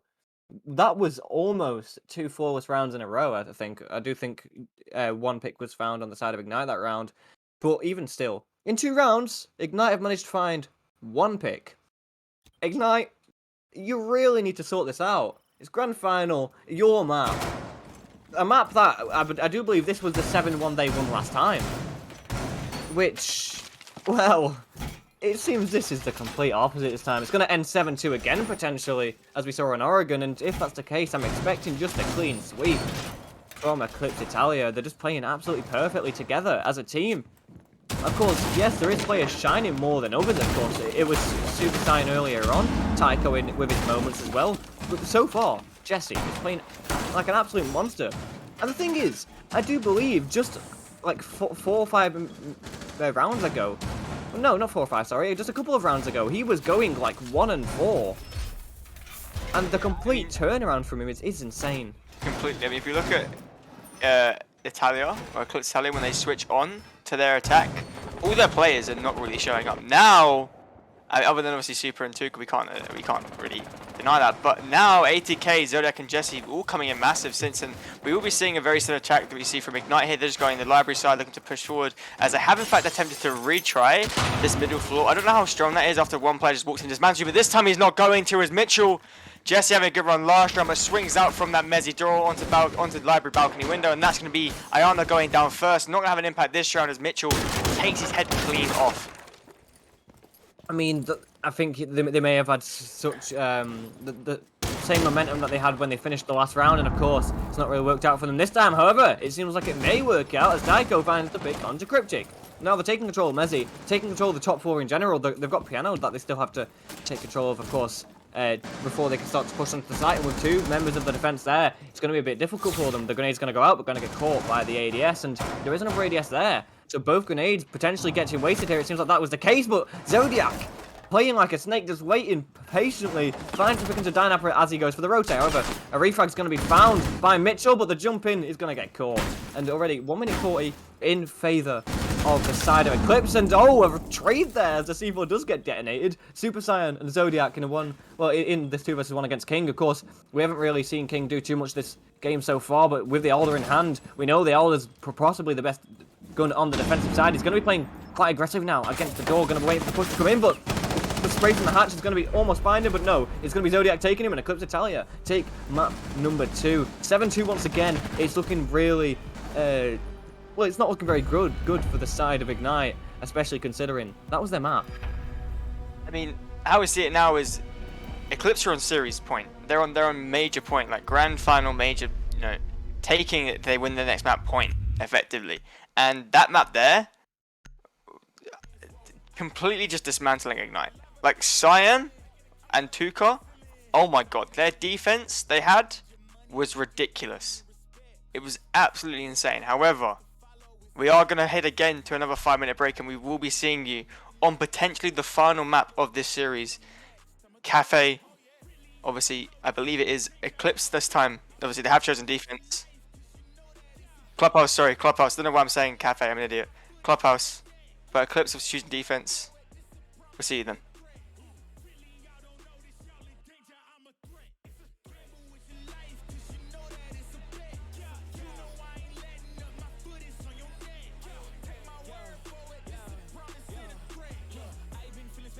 Flow so sick it's hazardous. Y'all still suck like Dracula. Sip this beat, let's back it up. And I don't care about critics 'cause they talk too much, and I know that I gotta keep on grinding, finding myself. I ain't gonna stop until I know I had enough. Mama, I made it. I know that they see me. I'm popping these bottles just like I'm a genie. I'm glad that you made me. It's all in my DNA. I'm about my chips like I'm working for Frito-Lay. And bet it bag on myself. I don't do this for my health. Every threat is a champion. Got the title, need a belt. I don't need your money. You can pay me in respect. Once I do it big, what's the follow? It's a check. I need 100 bags, nothing more, nothing less. And the ops feel away, 'cause I'm next. I'm a threat. Oh yeah. Really, y'all don't know this. Y'all in danger. I'm a threat. It's a gamble with your life, 'cause you know that it's a bet. It's a bet. You know I ain't letting up. My foot is on your neck. I don't take my word for it. It's a promise and a threat. Really, y'all don't know this. Y'all in danger. I'm a threat. Gamble with your life, 'cause you know that it's a bet. It's a bet. You know I ain't letting up. My foot is on your neck. I don't take my word for it. It's a promise and a threat. Still young spits, but you come a young boss. Eating real good, so our man's gon' floss. Got my way up in my view, real posh. You a frisbee man, so that mean you get tossed. Got a new clip, to EOL in the back. Numbers ran up, had to spit it with the chaps. Realest in the city, in my record, a fact. But your man's only chat when he do it in the raps like squad go lost and don't really care what it cost them. You don't wanna cost them. My lifestyle awesome, couldn't decide if my gal wanted to, so I bought them. Don't run trap, but I run up a check. Run, do it real big, gotta one up the next. Point to the sky with the one up, I'm blessed. I'm young, rich and black, so you know I'm a threat.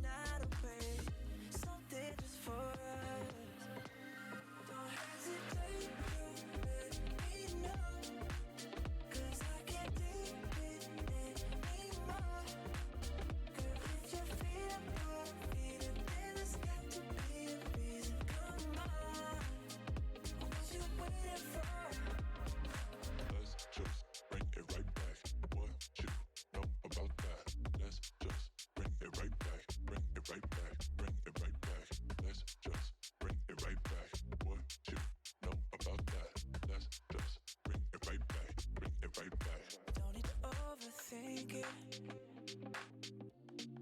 Let's just take a ride. No matter the destination, we'll get there if we try. Really, all we need is you and I. Fill the space between. Recreate the feed. I've been gone too long. Can't rewrite this wrong. Let's just leave today. Spend the night away. Something just for us. Don't hesitate. Let me know. 'Cause I can't take it anymore. If you're feeling what I'm feeling, then it's got to be a reason. Come on. What you waiting for? Let's just bring it right back. What you know about that? Let's just bring it right back. Bring it right back. Bring it right back. Let's just bring it right back. What you know about that? Let's just bring it right back. Bring it right back. Fill the space between. Recreate the feed. I've been gone too long. Can't rewrite this wrong. Let's just leave today. Spend the night away. Something just for us.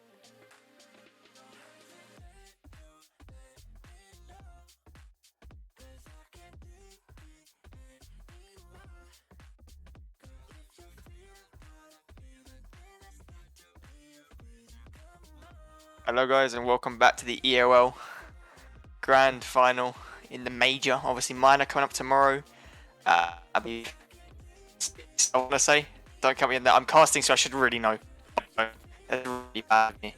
But I believe it is tomorrow. I know for a fact Sunday. So yeah, obviously Sunday I believe, yeah, 6 CEST, 5 BEST for all you British fanboys out there, if you are in fact British.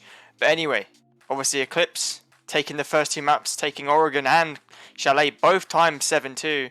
Obviously Ignite now on the back foot right now, 2-0 down. If Eclipse do take this map here, which is in fact Clubhouse, then the series is all over, it's done. Eclipse are your EOL major champions in for a, but obviously we will have to see if Ignite have something to say about this in Clubhouse. Obviously I believe both teams are in fact ready. It's still me, it's still Excellent or XLNT Hey, as we take ourselves in Huh? to the streets of Hanover, Germany.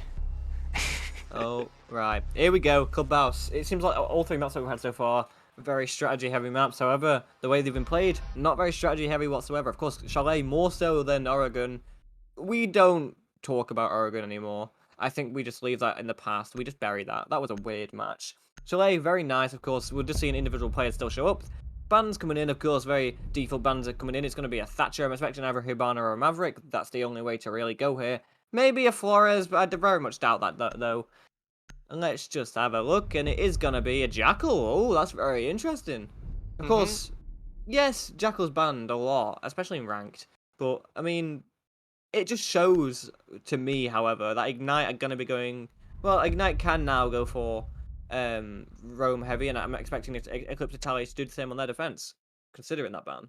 Yeah, I mean, Jackal ban heavily limits the roam game. However, Jackal hasn't, you know, very interesting ban actually. After 2 times of playing a team, you play a team 2 maps in a row here, and you ban Jackal, and they haven't brought Jackal once. Yeah.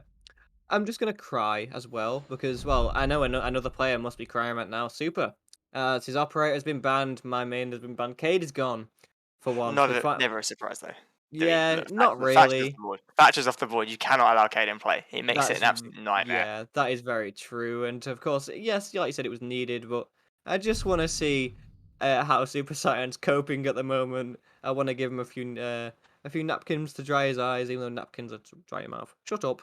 Anyway, first defensive site going to be the bottom floor, Church and Arsenal. Very default setup, I'd say. I'm not sure if you'd agree with me here. Of course, with the intel that they have with the Maestro, of course, going to be able to stop the plant and do it, well, anything of that sort. The Valkyrie as well. Potential for a C4 from below. The rest of it, well, it just goes hand in hand, I'd say. I don't think there's anything too out of the ordinary here on the side of Ignite. I mean, to be honest with you, it's just bottom floor.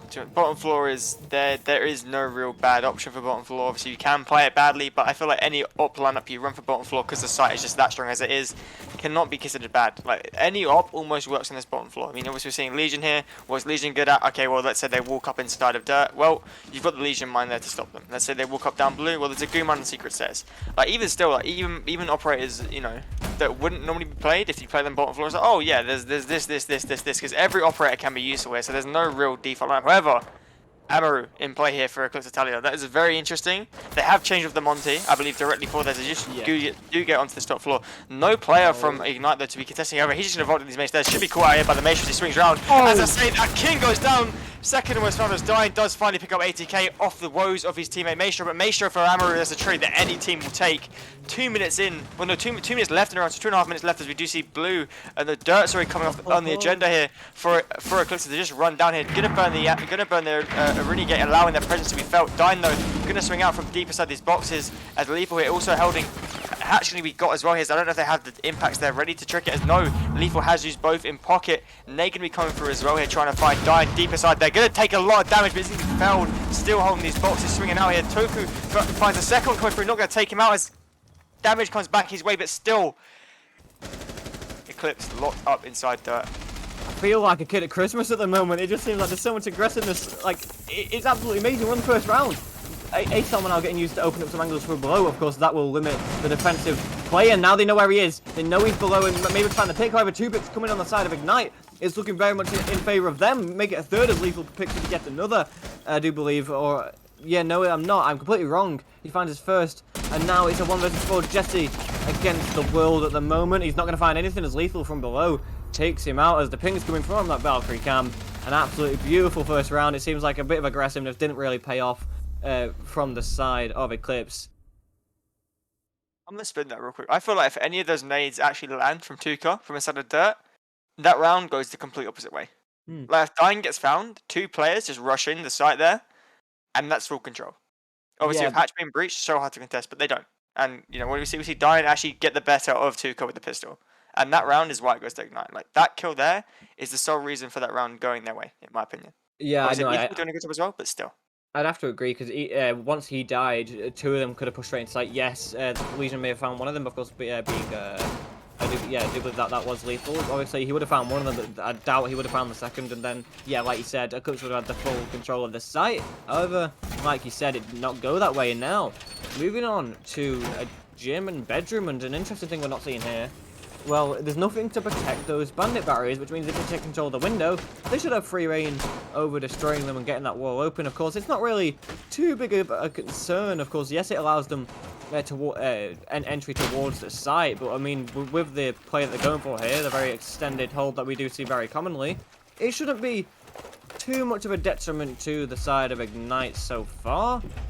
We're just going to have to see how Eclipse decide to push this. I do think it's going to be a very default push, of course, with the operator lineup that we're looking at. Of course, the interesting thing, Super Saiyan, of course, is the only hard breacher that they have throughout the entirety of the team. If he falls, they're going to be in trouble.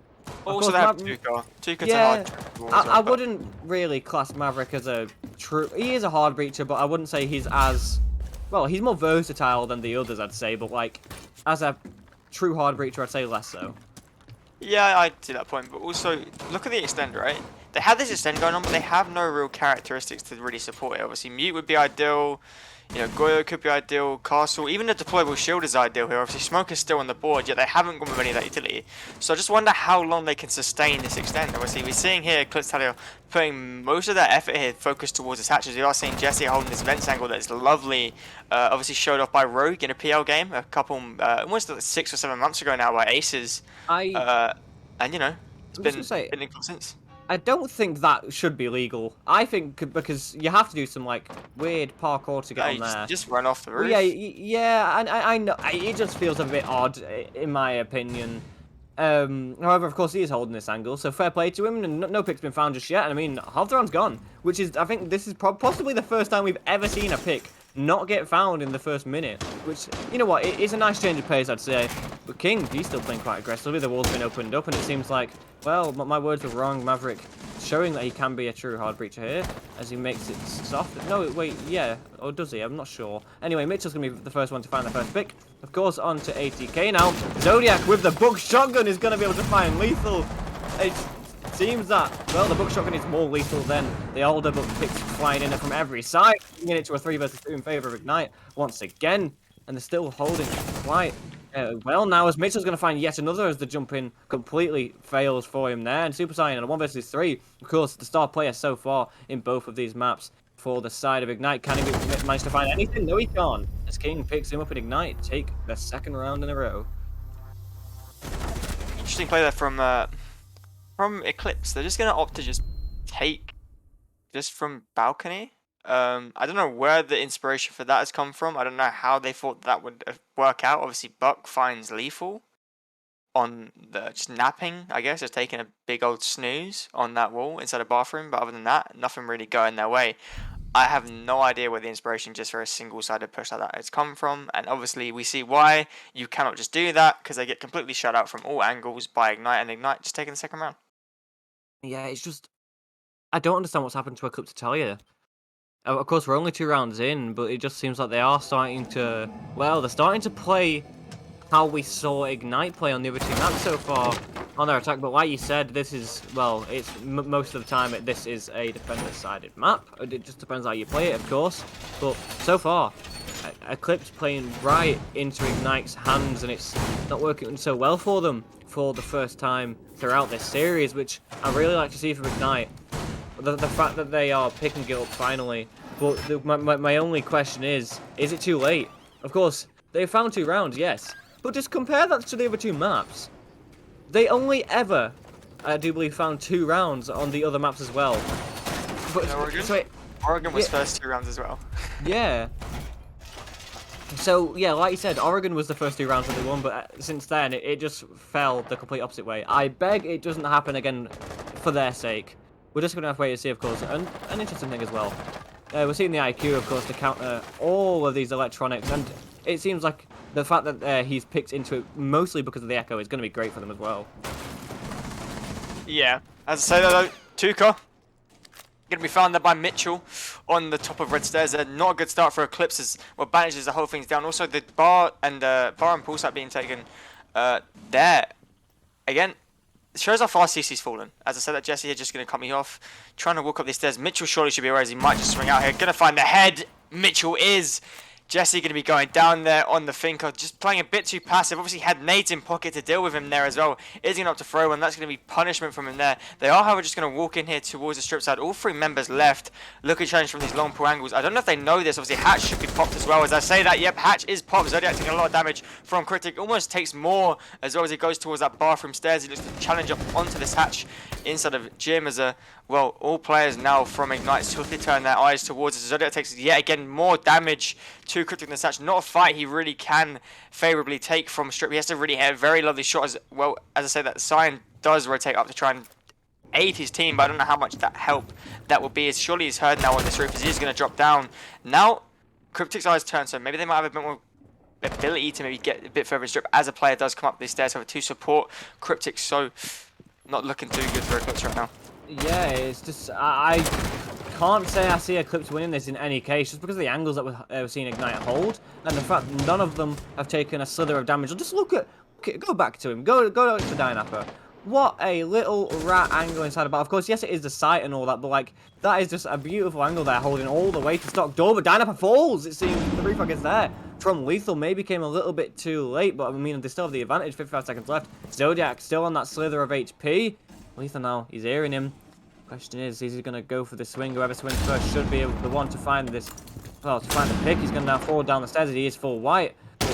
Still very safe, but never mind. No, he's not. Zodiac pushes all the way up and finds the kill that he maybe shouldn't have. Super's going to fall, and Mitchell finds the pick onto Zodiac. Ignite take yet another round, and it seems there is hope once again for Ignite. The spark is lit. Yeah, obviously Zodiac there. You know what's funny? Zodiac has 2 kills in this game. Both kills coming through the skeleton key. I love that. Yeah, like the C8, not the gun to use. Skeleton key all the day. Like, bro, just use a shotgun on attack. Like, just use it. It's just good. You know, Zodiac obviously 2 and 3.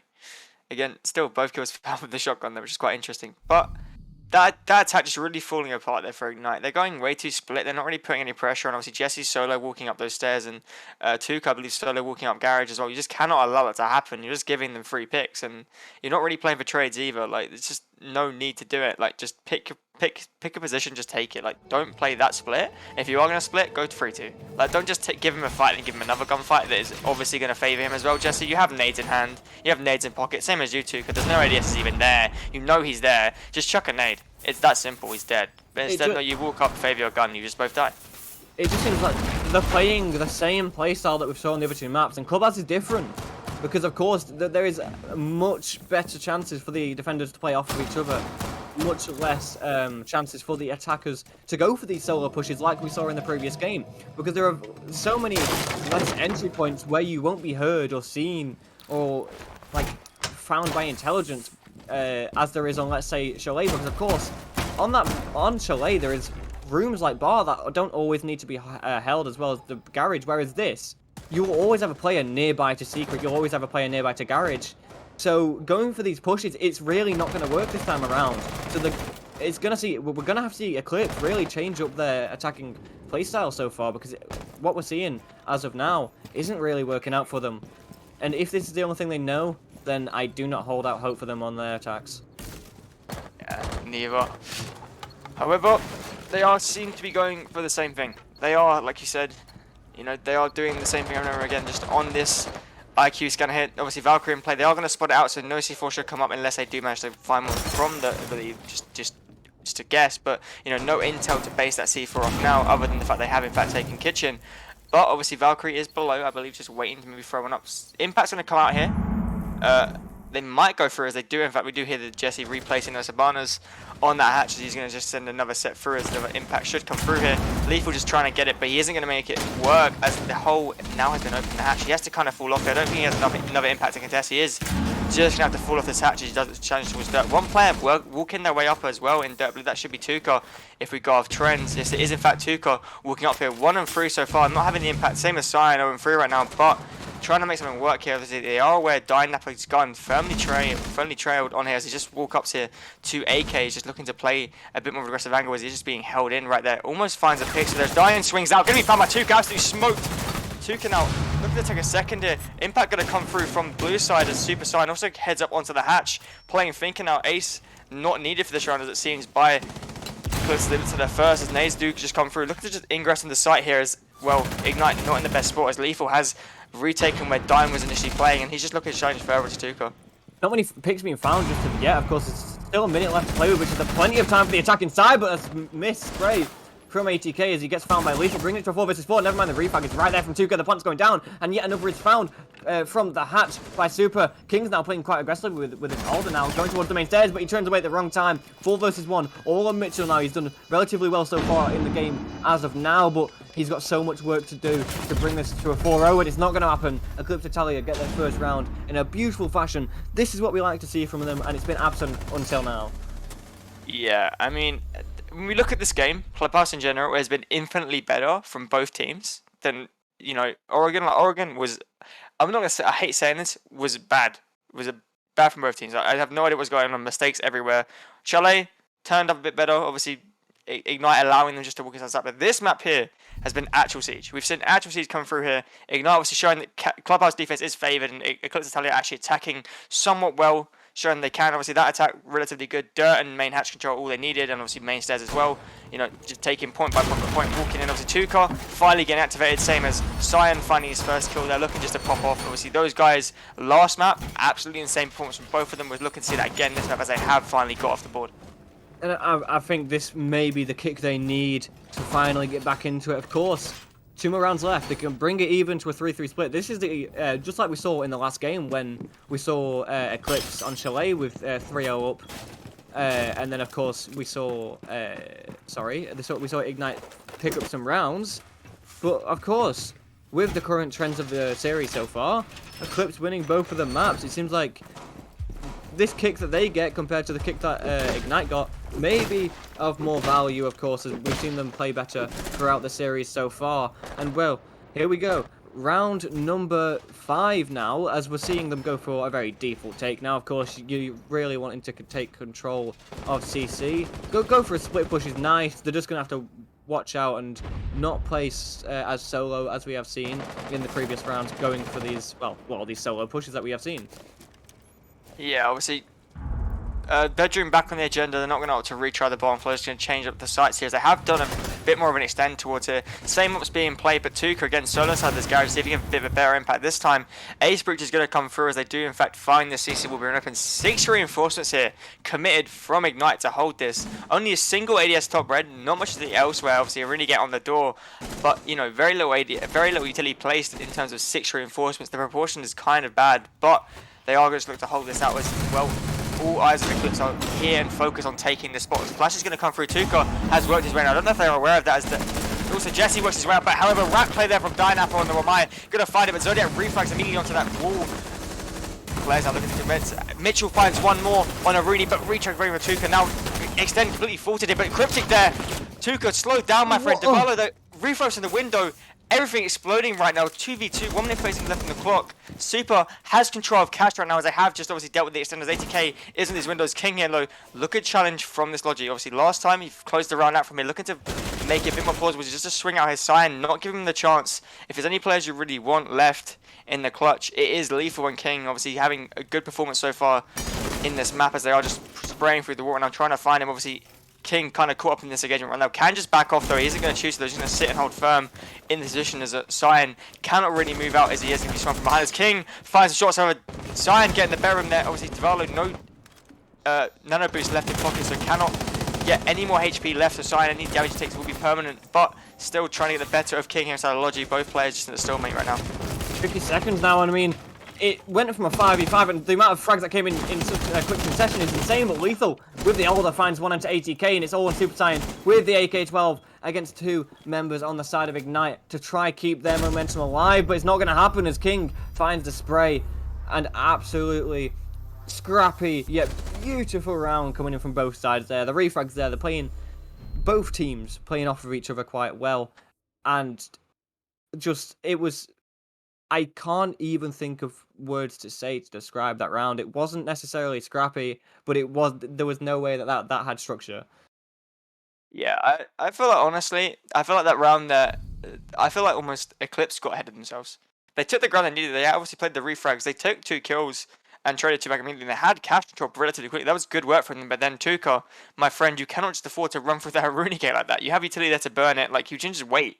Just wait, drone, assess. You have so much time left in that round to make it work. But no, you run through and you just, you know, you give, I believe it was Cryptic the easiest kill of his life on the bandit. Like, you just can't do that. However, as that round over and done with, Ignite looking to close out 5-1 here on the defense. They are going to go back to this bar site. Last time, obviously, Eclipse being completely lost of how to attack this, just committing fully to a strip hold, not working out from them, and now we see them have to retry this, and, well, I can't see it going either way.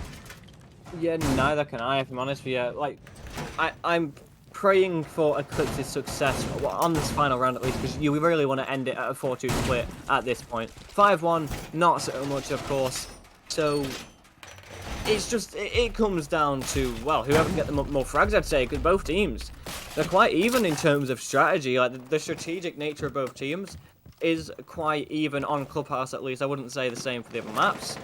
However, it's going to see how Eclipse decide to play this. It seems like it's going to be possibly the same push, most likely the same push coming in, of course. Well, the same start anyway, of course, taking control of CCTV and cash before starting to make their way towards construction and so on. But however, Taika, he's going to be, well, looking to push down the kitchen hallway. Of course, there is a player inside of the kitchen itself. It's King with the Maestro playing quite firmly now. Of course, the drone's coming in, possibly going to find him, but they've found him just yet. But no, they know he's there. The spray through the wall does a little bit of damage onto him now from ATK. The Twitch drones are going to follow as well. Just trying to remove a bit of the utility on the defensive side. Now, how much they're going to find? Not too sure. It seems like none, as the Twitch drone does already fall. But the main wall's getting open. But of course, with the mute jammer in the way, it's going to be a little bit difficult for them. However, they should be able to remove that relatively easily. And, well, there goes the first pick. King has fallen inside of the kitchen. Cryptic, going to be going to those two. Tuka having a big round so far, showing a bit of the signs of life he did in fact Chalet. As I say that though, ATK going to be retraded out there by Lee from deeper side of bar, just swinging out onto the main door. damage being coming through from vertical above. You cannot just neglect that Tuka. Getting a lot of damage there from, I believe, Mitchell, who's playing. No, not Mitchell, sorry. Dynapper. I was going to say that, Tuka. Hot potato from below, as I like to call it. Nade going to come through. 4v2 hit. Looking to take it, as I said. Another nade come through as well from Tuka, I believe. Yeah, no, Jesse, they're going to find that one out there. Mitchell now, everything to do here from the Satch. Going to find the entry onto Super Saiyan. He just does defuse now. Down on Breach. Going to find a second there into Tuka. You cannot give him these ones, guys. Zodiac going down to Mitchell. Just gave him 3 ones in a row into a hatch, my friend. No even try. What is this? Eclipse. Eclipse. You've done all the hard work. Mitchell now just has to sit there on this hatch. Nothing really left to do for him. He just sit here and wait. Diffuser still surrendered. They have a hard ping on him. Gonna get the diffuser. Mitchell, no, not gonna challenge here.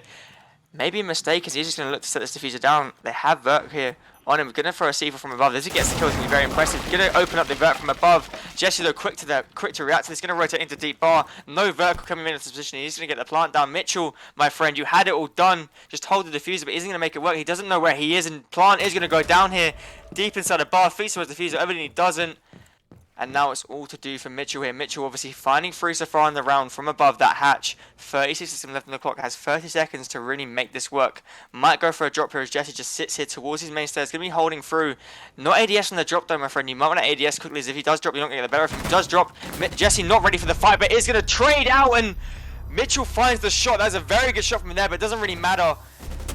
Of course, with the diffuser being down, well, that round is going to go to Eclipse Italia, and what I said has come to fruition, being a 4-2 split. However, I was going to praise Eclipse Italia for their attack, and then they fed Mitchell. One by one, they just walked straight into his line of sight. No, none of them managing to take him out. I mean, it doesn't even any of them even threw bullets towards his way, and it's just, if they lost that round, I was going to be extremely disappointed from them, because it's not something we've seen throughout this entire series so far. We've seen it from Ignite sometime, a couple of times here and there, but nothing from Eclipse Italia so far, which that could have been it, of course, not being the case. If the diffuser wasn't down, then maybe it was a different story. However, we will never know as we move on to the defensive side now.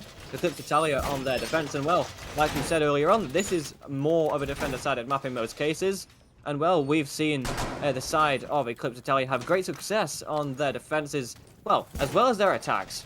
We can't really discredit them on either side, and it just seems like a very decent step, of course, with what we have said being the mutant play. It seems like instead of that Kaid, we're going to see Super Saiyan on the mute, and of course he's not really had as big impact as of the previous 2 games, and it's been way more on Tycho this game. Well, I mean, he's done well in all games so far, but he's really been the one to show up for the side of Eclipse Italia so far. Yeah, and another thing to mention here, we are seeing Eclipse here. They are going to go to CC. The first time we are seeing CC in this map. CC being the only real site on Clubhouse to show defender favor. However, ATK are getting a bit aggressive towards these stairs. Going to swing out fine. Mitchell going down there with a thinker. Doesn't have time to rev himself. The spear through away, proving diligence through that barricade. However, he is currently pinned in. Going to try and fight his way out, but he's going to work his way through. King almost going down there as well. As I said, that Jesse as well, starting to show the lethal tempo run, as lethal does in fact get dropped. Wow. Very quick. Very quick deaths there coming through. For Ignite, not an ideal way to start your attacks, as King here just looks to go upside down rappel here and try and take this breach, but as I was saying, very quick pace. Yeah, I mean, this is what we have been seeing from Ignite, especially towards that closing round of Chalet. And here we have it again. Already now, the wall is open with 2 minutes still left on the clock, and of course, however, Ignite not in a good spot. 3 versus 5. Yes, they may have breach open, but will it be enough? I doubt it at this point. Wait, hold on a minute. Can you reset them by? Yeah, you didn't know this. You didn't know the. You didn't I know the Thunderbird tech. No, you didn't know I the Thunderbird tech. Oh, it's so good. Wow. I was doing it from day one. I literally just sat there and discovered it. I was like, yeah, this is me. I just sat there and just incredible. You know what else is incredible? Tech. ATK's aggressiveness is what I find incredible as well. I'm not sure. Yes, he knows. Dynapper does know that there is a player below. He's just, oh no. No, that's the wrong time to get on your cams, and he gets punished for it. ATK with the jump out, 2 versus 5. This round at the moment is going completely in favor of Eclipse Italia. The remaining 2 members, of course, with decent weapons in hand. However, do they have the willpower, the gun skill, and everything in between to manage to pick up these picks? Seems like that is not the case, as ATK finds 1. Tycho cleans it up onto Cryptic as well, and that's a flawless round on the side of Eclipse Italia. This is what we have been missing for so long, and here it is, finally poking its head on Clubhouse. Yeah, they're finally back in this game here. Obviously, they took the last round of defense, and they're taking the first round of their own defense. and obviously, you know, looking to really keep up the standing. Obviously, Ignite being completely shut down. The early aggression from Eclipse proving massive for them, and well, we see it go a certain way, and well, Eclipse now 3 rounds in. It's just, I'm not sure. Like, yes, I think Ignite have played a lot better on Clubhouse so far, but that was their defense. Of course, yes, that being their first attack, but already showing signs of shakiness, signs of not anticipating the aggressive plays that Eclipse Italia have been playing throughout the entire series. It's not looking as great as their defensive side so far, and of course, basement site is going to be next, and well, a weapon that every man fears, every woman fears, every newborn fears, of course, being a shotgun. Of course, well, you don't want to come in the crosshairs of this weapon. And as well, the fact that you can combo it with a shield, even worse.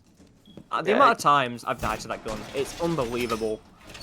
I mean, it got the name, the Titan Slayer, and obviously 80k Devolo, 666 in this in this game, 6 kills, 6 deaths. Could be the mark of the devil. I didn't That realize gun that. is lethal. However, oh my god, Tuka! King gonna get absolutely sniped on spawn. Their pea shooter, like I said in the first game, when you shoot to the body, not so much the head. Mav going down, so Yabana still on the board, but that is not the play on this first. And well, Eclipse really feeling this aggression as we are seeing Ignite suffer yet again. Yeah, they're not really anticipating the aggressive plays, which I said in the last round, you really need to be watching out for this early on, and especially when it's Maverick that you're losing out of all operators. Like, with those grenades, with his blowtorch, you just losing that this early on is really, really bad for them. Of course, 80k. Here he is. He's still playing inside a kitchen, inside of the freezer. He doesn't want to move. However, elsewhere, Mitchell playing on these top stairs. Of course, they've already taken control of the top floor, as we're not seeing Eclipse Italia hold on to that. Which, well, may prove to be a little bit of an issue soon. Of course, Mitchell's trying to bait someone out, but of course, there is no one there.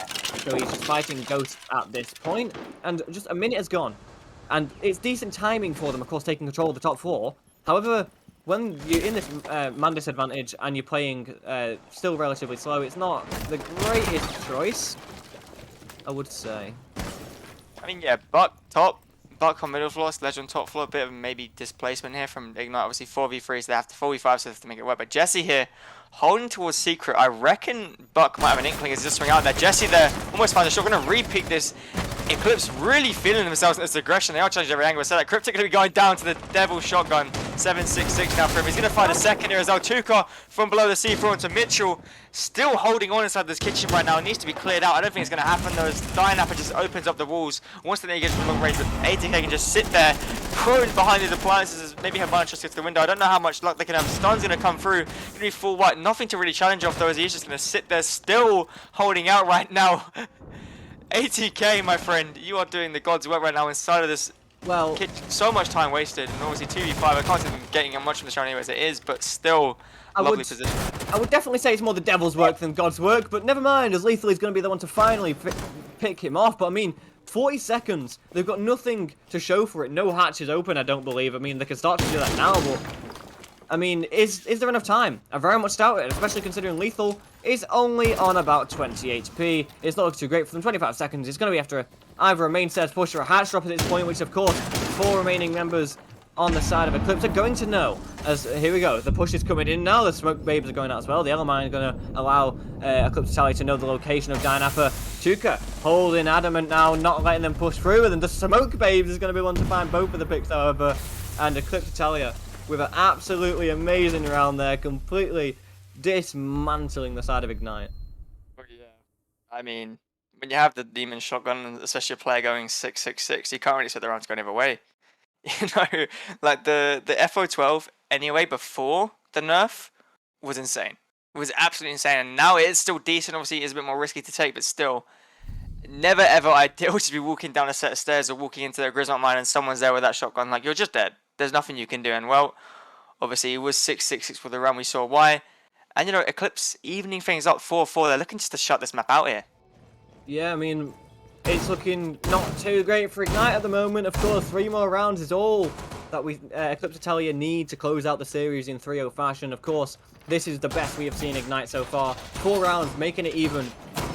question is, can they bring this back? Of course, losing quite a few rounds in a row at this point. I do believe it's 3 that they have lost now in continuous fashion. Yeah, 3 rounds in a row they've lost. So it seems like they are starting to fall off quite a lot, and they can't afford this L. You know what? That L is for Ignite at the moment, losing those 3 rounds. Of course, it's going to turn it into a rotate. So, well, my words have no meaning anymore. But wait, have they reinforced the main wall? I don't think they have. Oh, no. That is usable being soft. 3 reinforcements left though, so they can get it. They might be able to, but I feel like that could be a massive oversight there for Eclipse Italia.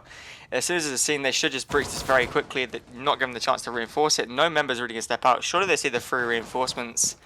That's over their screen, but Buck is quickly running over here, and I don't know if it is going to be going down.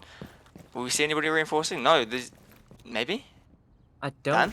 There we go. They are going to hold it. They are going to just get it down. Risky play there. Obviously 2 minutes and a half left. They could have really got that wall open. They are just going to miss the trick a little bit, but it does look like we'll be seeing a CC side clear anyway as it is. Yeah, I mean, just think though. We've already about a minute is expended so far. Yes, they have control of Strip now. However, no one else is inside the building at the moment, so it seems like Cryptic is the only one who wants to get out of the cold and get more into the warm side of things and potentially find a pick as he's starting to take control of bar. Of course, no defenders in his sight as of yet, but now, of course, being sledged, having those nades, gives him the potential to grenade below as well. Most of the site is, of course, soft with I think a few exceptions. And here we go, the nade's getting cooked. Will it find anything? Of course, it's going to the bathroom. Of course, there is no player inside of there. If they were playing more default, there would have been a player sat inside there, as we saw on the side of, I do believe it was Ignite's defense. When we saw him Maestro die to skeleton, it's not that this time around. The grenade's going to come out as well. No damage done whatsoever. So, not too sure what the angle of Ignite is so far. Yeah, they are just stalling massively. No member really inside the map other than we see, Cryptic down below inside a bar there. No ground really taken. They have breached on CC Wars. I say that 80k. Oh, Absolute wow. demon going to be shot that Dynap on that rappel, swinging out. 8 in 8 right now. Really good game from obviously Tuco as well, showing 10 and 5. You know, we cannot ignore these individual performances right now from Italia, really keeping them in this and actually, maybe even putting them ahead if this round does in fact go their way. Just spray down here into bar, trying to catch maybe Cryptic from below. Don't know how successful that's going to be, but still worth a try, I guess. But yeah, Eclipse opening pick with 2 members here. They're going to go on 6, going to just run up these main stairs. Sure, they're aware. LMG going to sing out a little bit. Surely should be aware now as Tuka just looks to turn. Jesse finds one to King. Smoke going to come out here, locked in. Jesse going to try and find another one. King just runs in. Cryptic runs in. Tuka, the covers through, and all down to Lethal in the main breach. The main stairs rush not working out, and we see it come through here. 5 members still left from Eclipse, so this is going to be 5-4, undoubtedly. What is going on? What in the world has just happened? Of course, yes, they have room to play aggressively now. In 20 seconds left, in a 1 versus 5, they can play aggressively. All the one that C4 is going to get, it won't find its mark cover. Lethal, a little bit of a misplay there. He knows he's not going to win this round, so he's going to chase the kill. ATK is going to deny that as well. Absolutely beautiful from the side of Eclipse Italia there. Seems like, well, they went for a rush when they realised that the time was running short, but it didn't work out. Just Eclipse Italia having these cross angles available to them, managed to pick off the members of Ignite one by one before they were all gone. And 5-4. This is the first time we have seen Eclipse Italia with the lead so far in this game. And it seems like they may be able to run away with it now. And of course, if they do run away with the map, they run away with the series. Yeah. Yeah. Yeah. I mean, honestly, it's just Eclipse, they're just turning things around. There's no way to really look at it. Like, you cannot ignore how good Eclipse have been on these defenses. Obviously, and actually how bad Ignite have actually in fact been trying to take this map. Like, they haven't really done anything as of yet on these attacks. They're just kind of falling apart, and we're just seeing, like, Eclipse just, play their siege. Play that early aggression, and it's really working out for them. It just seems like there's not a lot of coordination with on the side of Ignite. Like, I'd say their biggest issue at the moment is either dying early or wasting so much time trying to figure out what they want to do. And of course, if you're going into a finals, you have to be prepared for any map.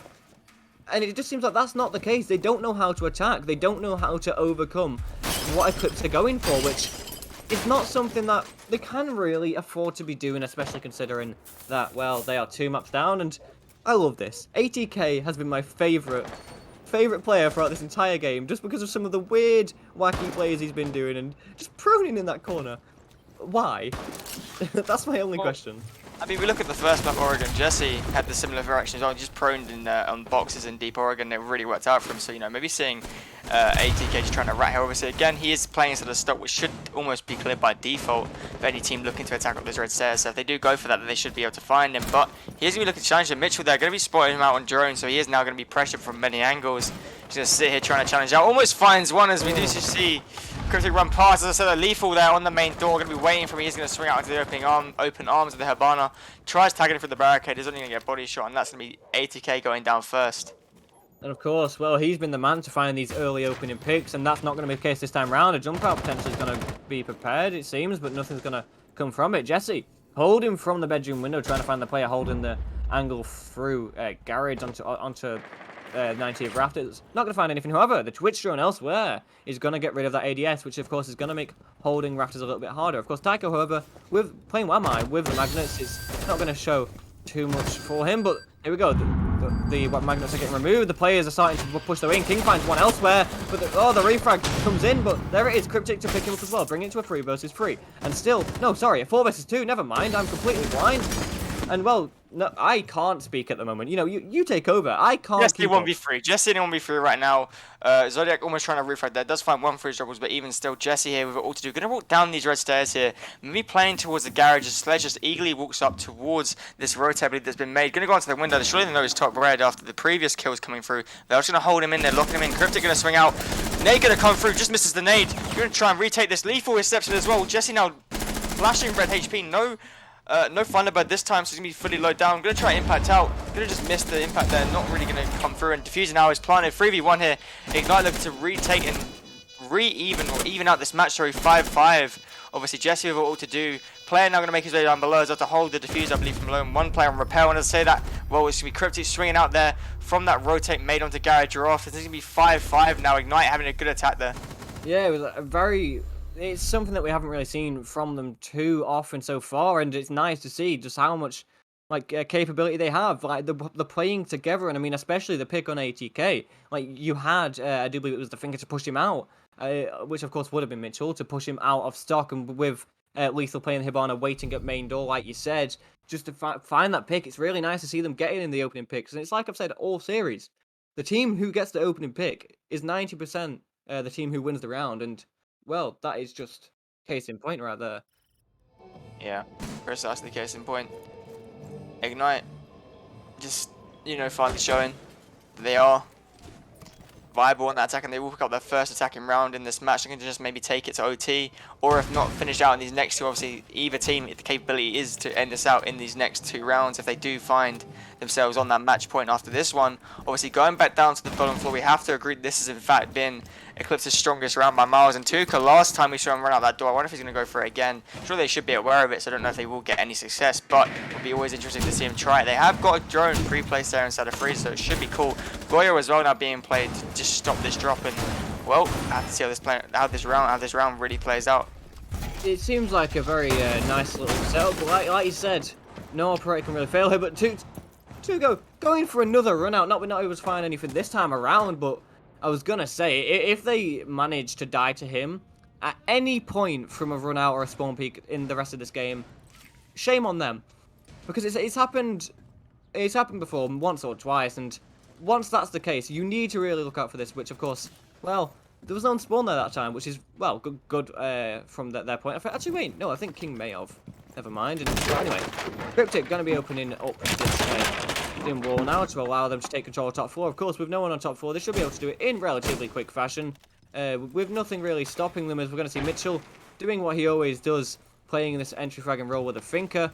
Question is, will he be able to find any worth from it? Of course, going 11 and 6, playing very well, as we've seen, well, in every single map, I do believe, for Ignite. He's been, well, their star player, I'd say. But he's going to have to keep it up if he wants to, well, win these rounds. And of course, well, they have a good chance of winning this map, but I mean, there's still 2 more maps that they'd have to win after that. They need a reverse sweep, technically.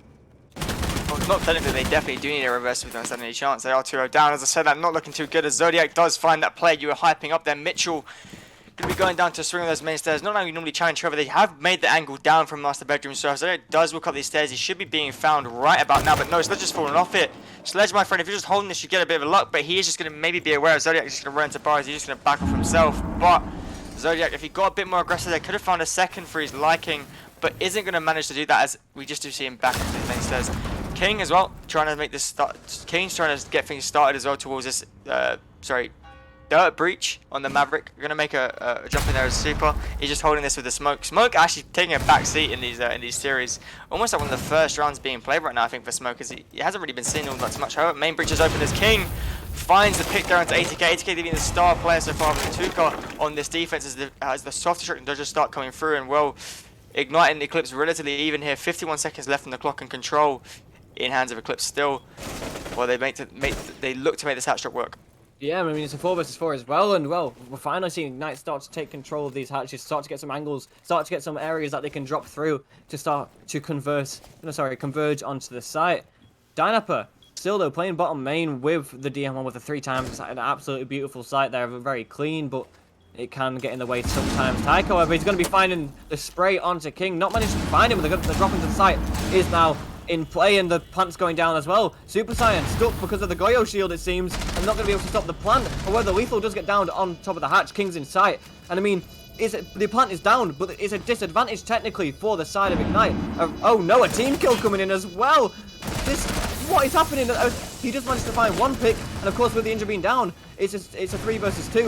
Krypton out on top of the hatch trying to stop it. Yes, he does manage to, and well, another one gets found by Dynapper, and it quickly goes in favour of Ignite with a beautiful drop down the hatch and a beautiful play at the bottom of main stairs to defend it. Yeah, Ignite pushing us onto match point here, trying to get this map back in their hands and or really take us to, the further on maps in this series. Obviously, if they do manage to take this, we have Cafe and Villa coming up after this, and obviously, Ignite match point right now, we could be seeing another map unless Eclipse can sort this out and take us to this map. Obviously, we will see if we do go to OT. Eclipse going on to the attack first. No, Ignite, in fact, carrying on the attack, I believe. As we did see, in fact, Ignite choose defense. So, either way you look at this, Ignite really want to close this out here. Yeah, I just Take us to the next map. This can go either way, I believe. Both of these teams are showing promise so far, of course. As I've mentioned, previous maps, of course, it's been all Eclipse, but that's in the past at this point. Of course, yes, it still holds a massive standing, considering, well, Eclipse could end it now, here and now. However, so far in this map, Ignite are still playing extremely well. I still believe that I'm going to stand by it. They are making some little mistakes here and there that are costing them rounds, that are costing them players, but I mean, they're starting to rectify that. My only question is it too late? Is it too late in the series that they are starting to show these signs of victory? Of course, if they do manage to pull through this round, they pull away with a map, which, well, that is a morale boost they need. But will that derail Eclipse's trainer motivation? I don't think so. I feel like being 2-0 up, Eclipse have an infinite amount of advantage right now. Obviously, they win this map, they take the final. If they lose this map, they still have another map to close out comfortably, and if not, then we maybe see it go in favor of Ignite. But as of still current right now, Eclipse still firmly in favor to take this. Obviously, this map individually, I don't know what's going to happen here. Obviously, match point in favor of Ignite. Obviously, defense still in the hands of Eclipse. They have been so good on. They are going CC sided, but no early aggression this time, so we will see a full 5v5 2 minutes in. So yeah, all to play for you. I think what we're seeing now, because of course Ignite are in the lead, it seems like maybe on the side of Eclipse they've realised that they can't afford to lose the player early on, so they're playing more passively, playing more coordinated. But we are seeing, of course, still a few plays that you wouldn't usually see, of course, that we saw in stock earlier on. We're proning through the castle barricade. I mean, castle on this site isn't one that I see too often, but of course it's really good, especially as we are seeing him inside of Swamp, because of course you can see underneath the barricades, which of course the opposing attacking side pushing in cannot. However, Jesse's going to take quite a lot of damage now when the first pick coming in is in favour of Ignite. It's looking good for them so far. Yeah, Lethal taking the ITD, that's the castle going down inside a lounge and Swamp, not having much impact there, as it does just push off now, being forced onto the top of these red stairs as they have given stock control into the hands of Ignite. They look to just move in and just start nading from below to disperse any of these attackers playing inside a cache. Ignite really looking to close one out here, minute 30 left on the clock. Map control in their hands. you know, opening pick in their hands. I can't see this really being any more less favourable for Eclipse right now as they do try and find a pick out. Zodiac almost finds Cryptid there outside Garage, I believe, on Garage door. Looking to swing out further. Going to be tagged there. Really in a hard spot right now as Jesse, though, does find King there on that repel. He has given Zodiac a bit more of a lifeline. So say that he also finds Dynapper walking in, and now all of a sudden, Control. the advantage has shifted, and you have to agree with me here. I did not expect that in any way. It's just, if I'm gonna be honest, Zodiac should have died, but never mind. He finds another kill, as well as one being found by the one by Tycho there, but a refund coming in from Mitchell. But it's at 40 seconds left. I think we're going overtime here. Adrenal boost still in his pocket as well, which is quite surprising, considering, of course, well, not a single one being used whilst his team was alive, and well, time is still dwindling. 30 seconds left. Of course, Mitchell, he's played so well throughout the series, and he's going 12-7. Of course, Jesse as well, low HP, so there's a potential, but he's stalling. He can't be doing this, and he's gonna have to start to push his way up soon. But he does manage to find one pick, but can he find a second? He's starting to move his way red stairs. Oh, the Malusi gadget stopping him in his tracks, and the C4 is going to go out, rip out. Oh, he managed to shoot it, however. Will the swing come in? No, it seems like they're playing a bit more safe than we have seen them previous, but he managed to find one. Can he find the second inside of construction? But no, he's going to play safe. The plant's going down, and this is going in favour of Eclipse. We're going overtime. again, Eclipse really having no right to win their round there. They take opening pick, obviously Ignite very early on. They have swamp control, a key point obviously they wanted to hold on the side of Eclipse. They just didn't want to lose it, and well, we just see them brute force it, but the picks do come through, and it is all, you know, the kill feed was orange, and you know, we do see Ignite having to carry on this attack, and that is not ideal considering they only managed to take, you know, 2 rounds of that, and you know, Ignite Eclipse taking 4 in a row on the defense. Yeah. Oh, Well, 3 in a row. So 3 in a row on the defense. They took one back, but still, either way you look at it, you know, Eclipse in the driving seat right now. Yeah, like you're saying, I still think that Ignite are shaky. Like, they're making simple mistakes that shouldn't really be happening. Especially, they're just not watching their angles really. They're just pushing in quite blindly a lot of the time and not realizing what angles can be held on them. Which, I mean, in some points, like especially the initial shots from Garage, from the breach down towards Garage door, that is okay. But when you don't check it at all anymore, like, you can't have that much faith in your teammate, especially considering the angles that he can hold are limited, because of course the entire wall isn't open. There are still areas where the side of the defense can play to get angles outside of the Garage door. So losing your life like that after getting shot from there earlier on in that round should not really be happening. Yeah, precisely. I mean, I feel like Ignite almost throwing that more than, you know, Eclipse winning it. Obviously, CC's side, as we see, is probably the worst site in terms of defense right now. And, you know, Eclipse took that on their match point very boldly, and they did, in fact, win it. But, you know, now we're seeing Ignite. They have to now take it, you know, 2 more rounds, and they have 2 attacking rounds to win. So, you know, or, you know, maybe 1, and then if they win their defense to this one. But I can't see them taking this one, as they have gone to the bedroom side. Not having much luck attacking this either way before, as Dynapper does just look to take these rafters. Dynapper not having the best of series right now, not really being able to get off the mark in any of the games, and well, we are seeing this right now as he is just taking onto rafters, trying to challenge this player here towards top red. And they are in fact also going to be opening up the CC breach. They have another angle of ingress, as both players, I believe that is the Mute and the Jaeger here, just holding down, just waiting for this push, anticipating where they're going to come from. And I mean, they're still in good time. Like, yes, I mean, it's gone, but that is still plenty of time for them to take control and start to push towards the side. But I mean, it's when players like Lethal, yes, Lethal is playing the droning game, of course, as he is on the Hibana on this support role at the moment. But I mean, he should still, I say, move towards the building before this happens. And I mean, we are seeing it now, I do believe.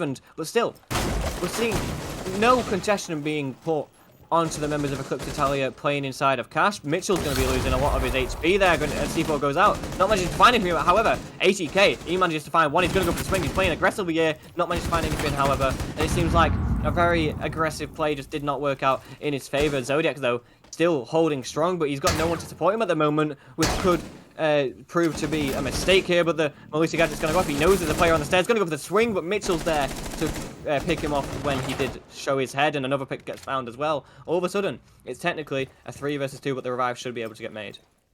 Yeah, Frostmat actually catching one player off there, but again, Ignite looking better here to win this. Obviously, Tuka and Super Saiyan, the 2 stars from Chalet. Tuka having a good map this one as well, but Super Saiyan not really having the impact he wants. But if there is going to be a round to turn up, it is this one. 2v4, You know, Cash Extend dealt with 2 players left to really make this work, and Tuka is the next man on defense side of Logi here as the drones just do come through. Super Sonic can really aid him here by finding these drones as they have in fact just popped the hatch as well just now, as he's going to be found there from Con Window. Everything lying now on Silent's shoulders. Did almost make a 1v3 work last time, has a 1v4 to do this time.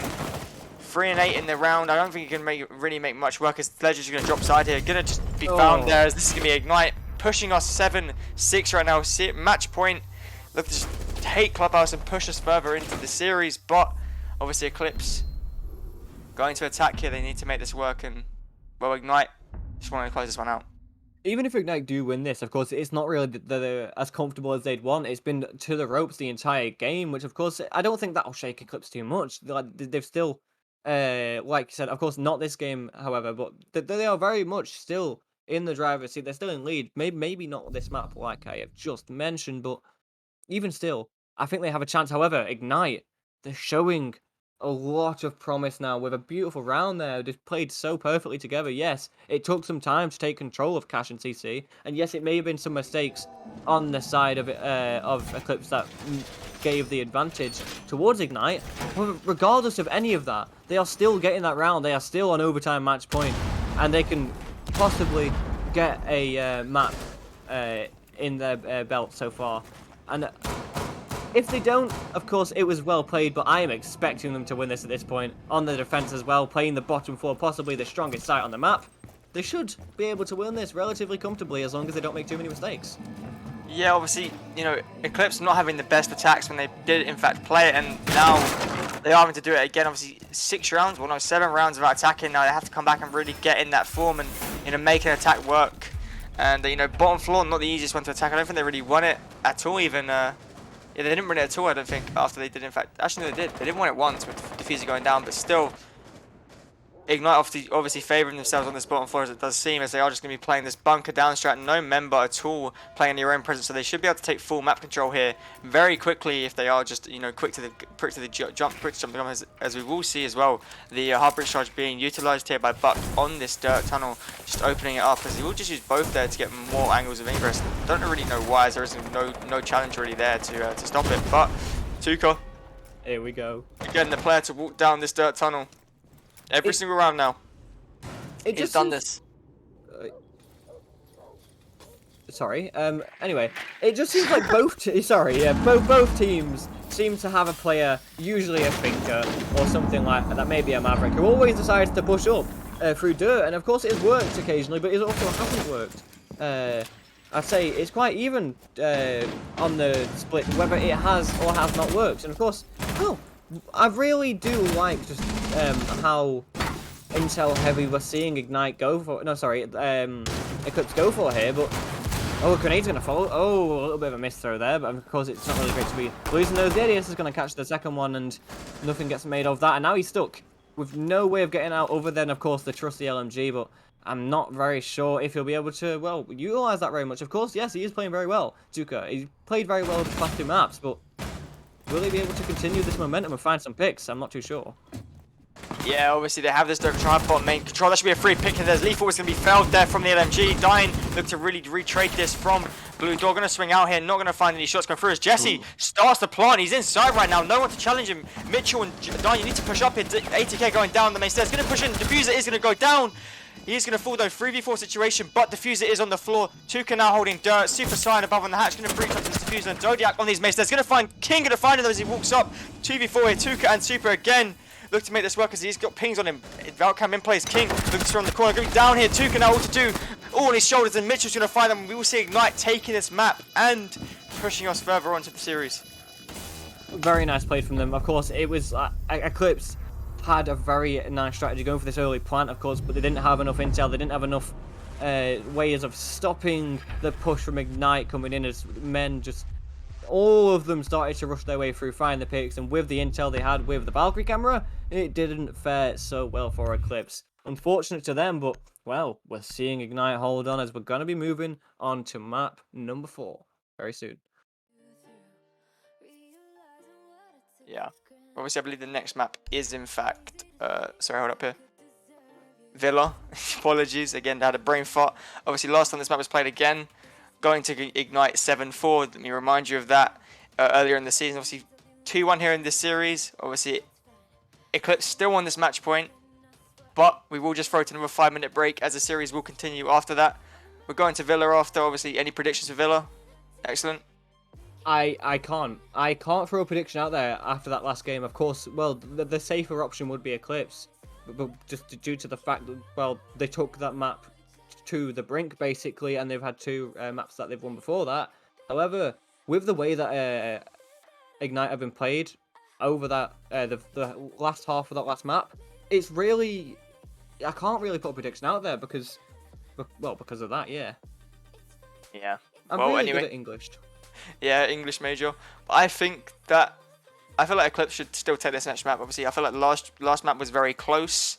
Whether we can give Ignite a definite way of getting back into the series and taking us all the way to the 5th map, I don't know. But I feel like Villa should go the way of Eclipse, and we will see them taking the final. But obviously, Ignite can prove me wrong and obviously take this. But we will throw to a 5-minute break right now as we get ready for the next map to come through. Meet me when I'm past transformation.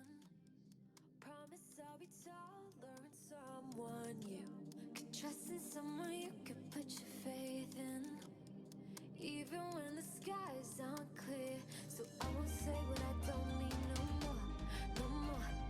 This is me trying to come clean a bit more. If that means I'll be lonely, that's fine, that's fine. 'Cause when I'm yours again, I swear I'll do it right. Everything I said, all of my regrets, everything that I did, no, you can't forget. But if there's a chance that it's not too late, chance that it's time, I don't care how long it takes, how long it takes. Give me time, give me space, maybe I could be something better.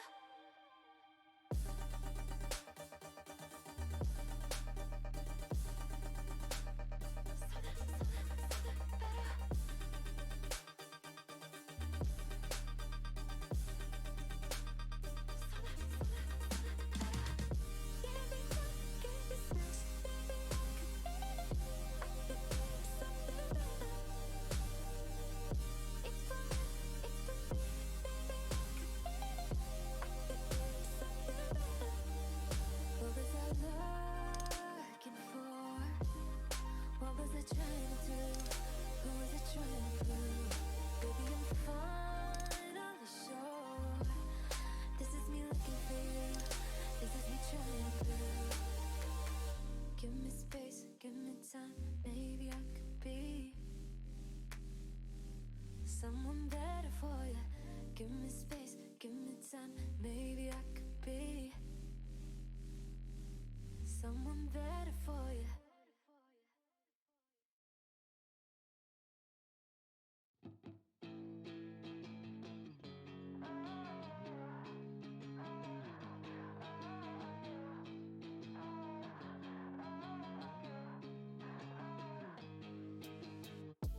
There's no fingerprints on my walls, no messages on this call.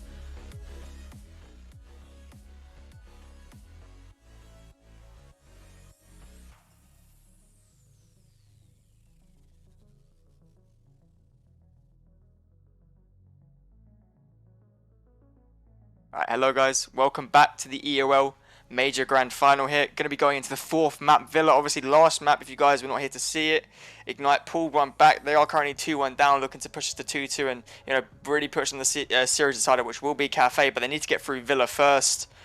Obviously, they are, in fact, I believe, starting on the defense here, as they did get to choose this, unless I'm wrong, which I might be wrong. Again, I'm wrong quite a lot. I'm pretty I actually, in think fact, Eclipse on defense. I'm pretty sure you're correct.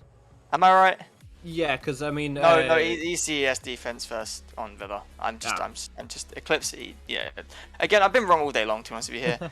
No surprises with me, honestly. Very inconsistent. But yeah, anyway, we will be going into the map here. Villa, Eclipse Italia on the defense. Ignite going to be attacking versus Ignite. Not really showing much on the attack so far in these past two games, so they have to really make something work here as they are starting again on the back foot. It's again 2-1 down. They have some momentum coming in from Villa, 8-6 from Clubhouse, sorry, 8-6 just now.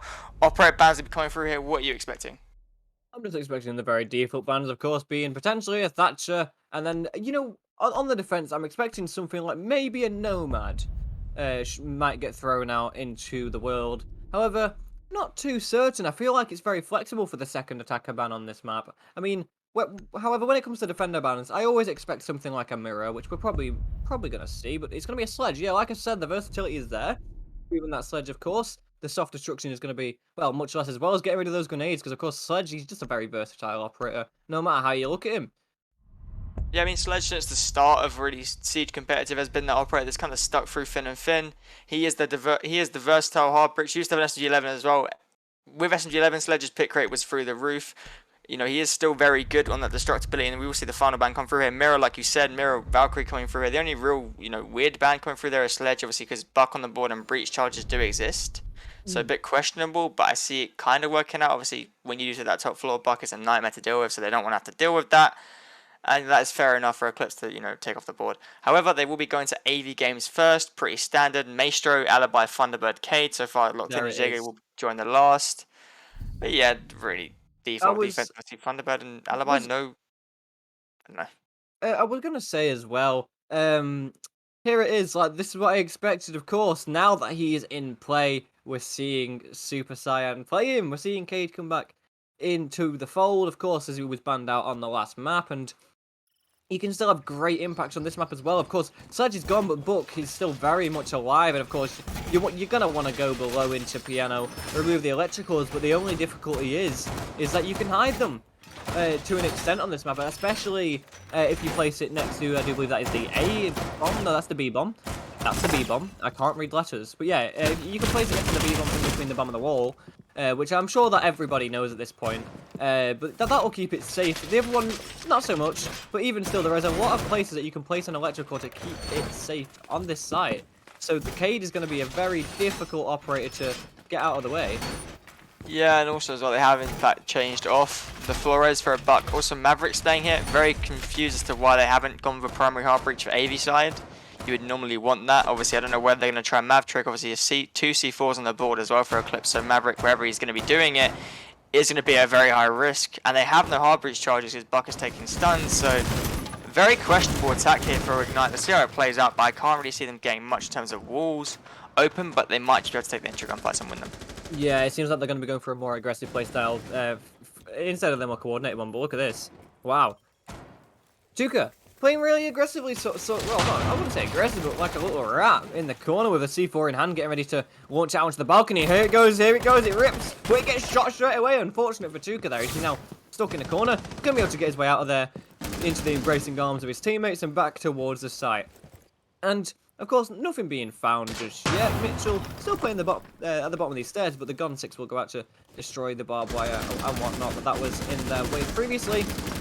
Very soon, we're going to see some picks coming as the swing's coming in. Super Saiyan loses a lot of his HP, but of course, the trade was basically even there onto Mitchell, whereas, actually, no, they both can heal themselves as well, so it basically negates all of that fight. However, King isn't going to negate anything as he takes out Jesse, and Cryptic finds a second onto Super Saiyan, and now this will allow them to push their way up the main stairs with a third being found as well. Yeah, obviously no hard breach needed or required to take these main stairs as ATK and Tuka, the last two alive for Eclipse Italia, sitting here inside the site, anticipating the push. Alder starts singing, but no real target for that as Mitchell just lays prone here on this Book's hallway. you know, Ignite having all the time in the world here to really make this work. As I said, the Tuka swings out, finds King on that balcony. King having a hot round so far, going to be shut down now, though, kind of extinguished. That blowtorch not going to be in use anymore as 3 members here look to just swing round. Obviously, Mitchell here having a super performance throughout this series. As Tuka goes absolutely massive, finds another one as Lethal goes down as well. Dying going to find Tuka. Finally, 80k versus Dying in a 1v1 situation. Lethal on the floor. How is this happening right now as he just looks to swing out here? Dying going to be pushing up, going to stun round, going to swing round, almost finds a pig 80k. Tempting fate right now as Dying quickly comes with the rev, going to be swinging out. Dying here with it all to do in a 1v1 situation, 80k. Trying to make up for his woes in that CC swing last time. Dying though should have the time here, going to find the rev onto Lethal, 2v1 situation. They can now double up here. One player should be looking towards his AV door as he does in fact go into study. Dying with Case, Lethal walking up here as well with that OC shield, going to place it on the right. Impact going to come through, not going to finish him off. Dying go for the right, 80k finds Dying. Lethal now, No! he hits it! How were Eclipse Italia winning that? 2 versus 5. They were 2-5 down.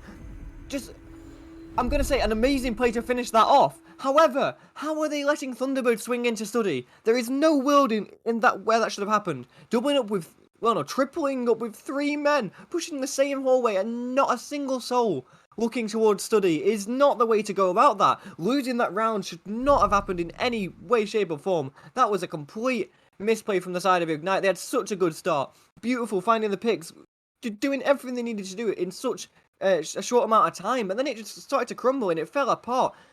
I can't even put it into words just how absurd that is that they managed to lose that round. Yeah, Tuka and 80k, hats off to you. What a performance from them there. 80k obviously with the 2-1 at the end, and Tuka as well really making that possible for 80k to win that. I mean, exceptional solo plays are coming out from the side of Eclipse, and well, we see them take the first round there. It really shouldn't have happened, but you can't really look at that. However, still Ignite refusing to bring a primary hard breach. So they have the Ying, and Ying will probably be taking smokes as well, so I don't know if they're going to have a hard breach charge to play with here. So, you know, very interesting plays from them. I don't know what they're going for. Obviously, Ying as well is a prime rush operator as well as Flores and 2 LMGs as well. Like, this is going to be very hard for Eclipse to, you know, deal with the initial push, but if they deal with that, we could see Ignite looking fairly lost because they don't have a hard breach to contend with. So, you know, Wool's going to be staying, you know, firmly shot as again, no hard breach opportunity and not even a hard breach charge being brought this time. Tuka going to swing out on the spawn peak, my friend. You just won the first round. Don't be gone again. Always finds one. Narrowly missing that. However, we have a player getting here on this Panther Repel. Should lock him in as he isn't really aware right now. He should hear him as he is going to hear him. But Ying just repels up. Going to let, you know, Tuka get away with that one for free. He does just rotate up here into kitchen to join his friend Zodiac, who is holding onto laundry here. But still, early aggression going unpunished there. Oh my god, 80k, I love this angle through the drone hole. I use it quite often, it usually finds picks. Will it be the case this time around? No, as the drones are going to come and spot him out, but he's still able to maneuver his way inside of Closet, but of course, no ADSs to protect him. No teammates there either. Of course, he's wanting a rotate made by one of his teammates. No one is there to answer his call. It seems like we're going to be seeing a rotate coming in, but Cryptic finds the first pick onto Jesse as he comes to aid his teammate. Not happening today, mate. And a minute's gone, but I mean, so much impact has come in, but no, never mind. It's a 4 versus 4 as the C4 does ring out onto Mitchell, who so far has played really well for them, but he's going to find a second before the refrag comes in. And like you said, there's no hard breach charge or anything, so they're just going to have to funnel their way through the doorways. And places like AV, they can be held with such, well, they can be held really comfortably a lot of the time, but when you don't have a rotate, well, that's not really the case.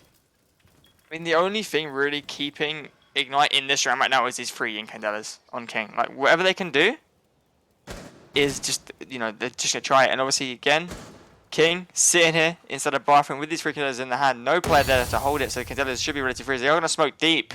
Tuka making this downstairs rotate there, completely unaware. He's going to just walk up here. Could find a swift double. Going to find one onto Cryptic. Going to find the second. King going down. Tuka finding another double kill. Dynapper though equalizes out a little bit. Finds Super on the trade, but Zodiac from inside a Deer going to swing through. And he's going to be finding Dynapper there. Eclipse taking a second round quite comfortably. We need to see, you know, Ignite show us something on Villa here. So, like, I was thinking in my head, that round is going to show whether Ignite can manage to push with aggressively without a hard breach. The answer to that is no. They really need to bring a hard breach at this point, and there we go. The answer in my calls. King is on the ace as we saw him play the hard breach earlier on in the series, of course. But it's nice to see that they're finally doing this. But I've 2 rounds already going to Eclipse, one of which shouldn't have been going their way. And, well, we are now moving towards dining and kitchen, which, well, I do expect that the side of Ignite should be expecting at this point, because of course the living room not really played as much as kitchen and dining is, so they should be able to prepare for this. But of course, what you really can't prepare for is the hellfire of C4s that may rain from above you. So we're just gonna see how that plays out. C4's 5. Oh no, sorry, not 5. Sorry, 4 in the hands. The 3. I can't count. I'm actually blind. I'm actually blind. I'm actually so blind today. It's the best of 5. I'm tired. Much like these players are, obviously, you know, having a lot of work to do today, and well, a best of 5 to top it off, you know, just puts me in the mood, and I just, you know, sometimes cannot simply look at, you know, the attacking operators and the defending operators and isolate simple information. However, 3 C4s plus pulse, basically 4.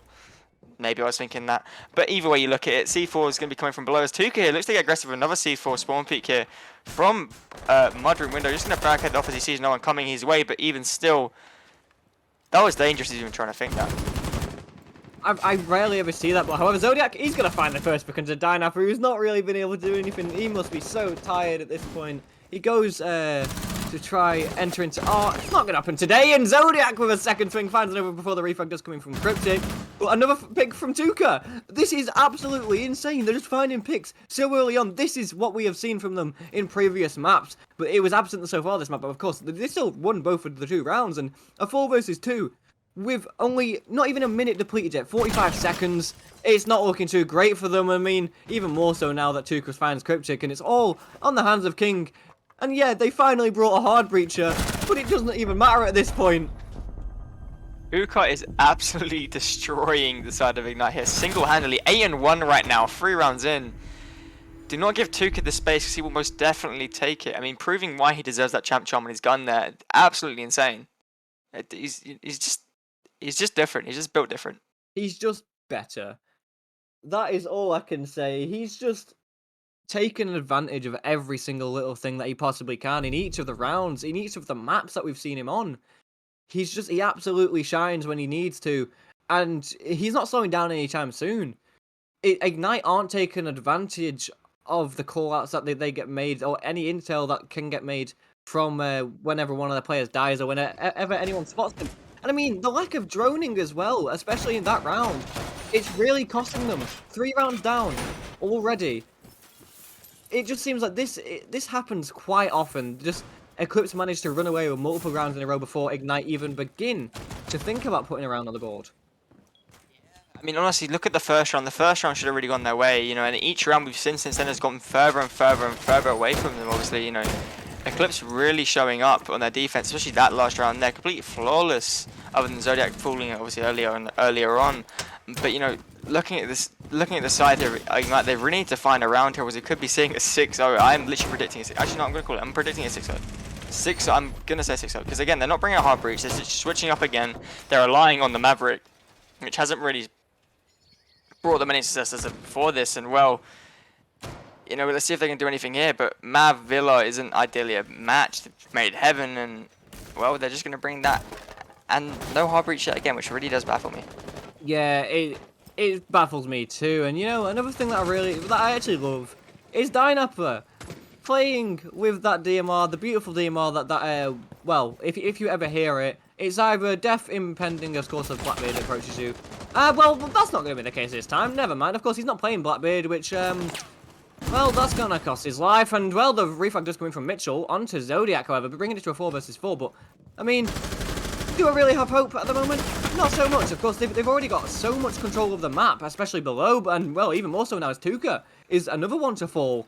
Now, losing Tuka as well, that's not really looking too great for them, and well, it is starting to shift. One thing that I've really found really interesting, Super Saiyan. He's had one really good game, and the other ones, he's kind of just, well, not been there. Yeah, so that he's not here this round either, as Cryptic finds him there through art.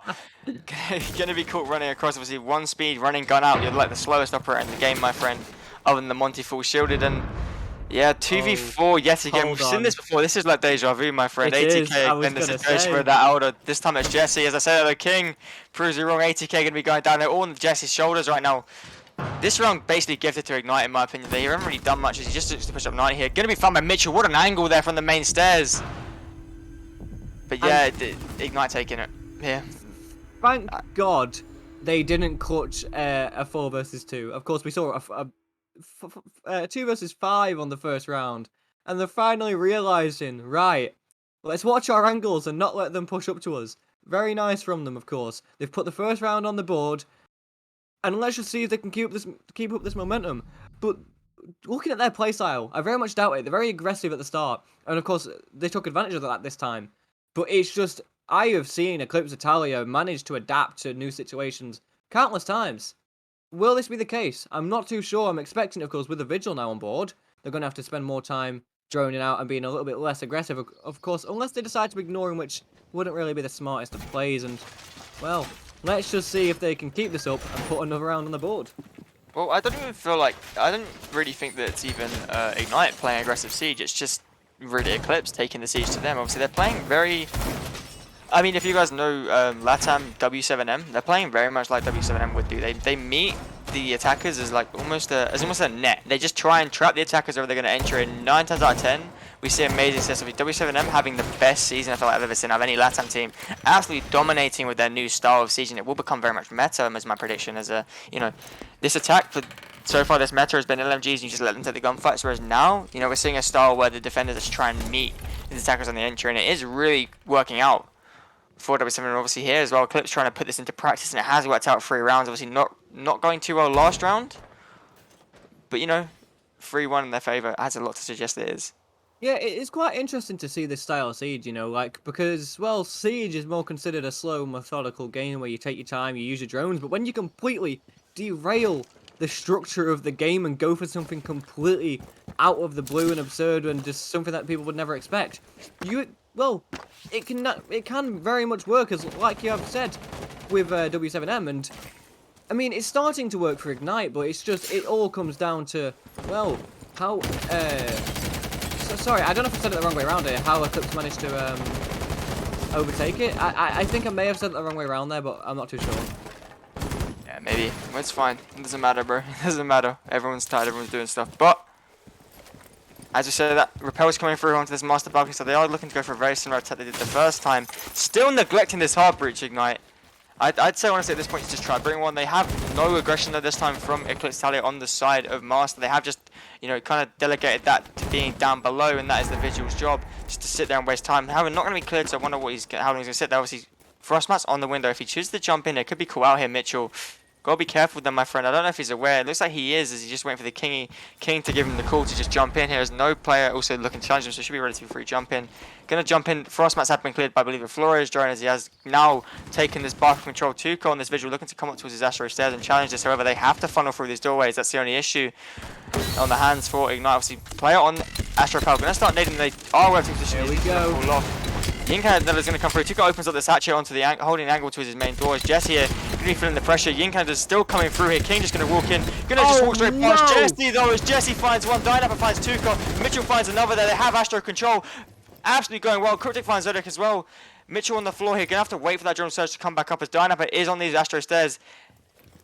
ATK has retaken Master though, as he is kind of in a right position right now. Super Saiyan looks to push up, trying to get on the board here. Jumps out here onto Lethal. No player in position to reflag it. Super going to try and catch the player on the rappel. Not going to be able to do it, as Cryptic does find it. 3v1 here at ATK inside a Master bedroom here. They have to know that he's here, surely.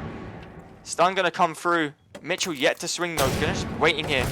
Player's going to ingress here through this window. As I say, that Cryptic falls onto these balcony, and this is going to be Ignite taking a second round in a row and trying to push us to free throw on Villa. You know what? They might be proving that they don't need a hard breach at this point. They're playing really well, but I don't know. Of course, with only 1 round being left on the defense, there is still room for them to get an even split. Of course, Eclipse Italia are going to want to get that 4-2 split, that very common split that we do see. However, like I've said, I think at the very start of the series, when we were discussing the maps, I personally believe that Villa is more attacker-sided.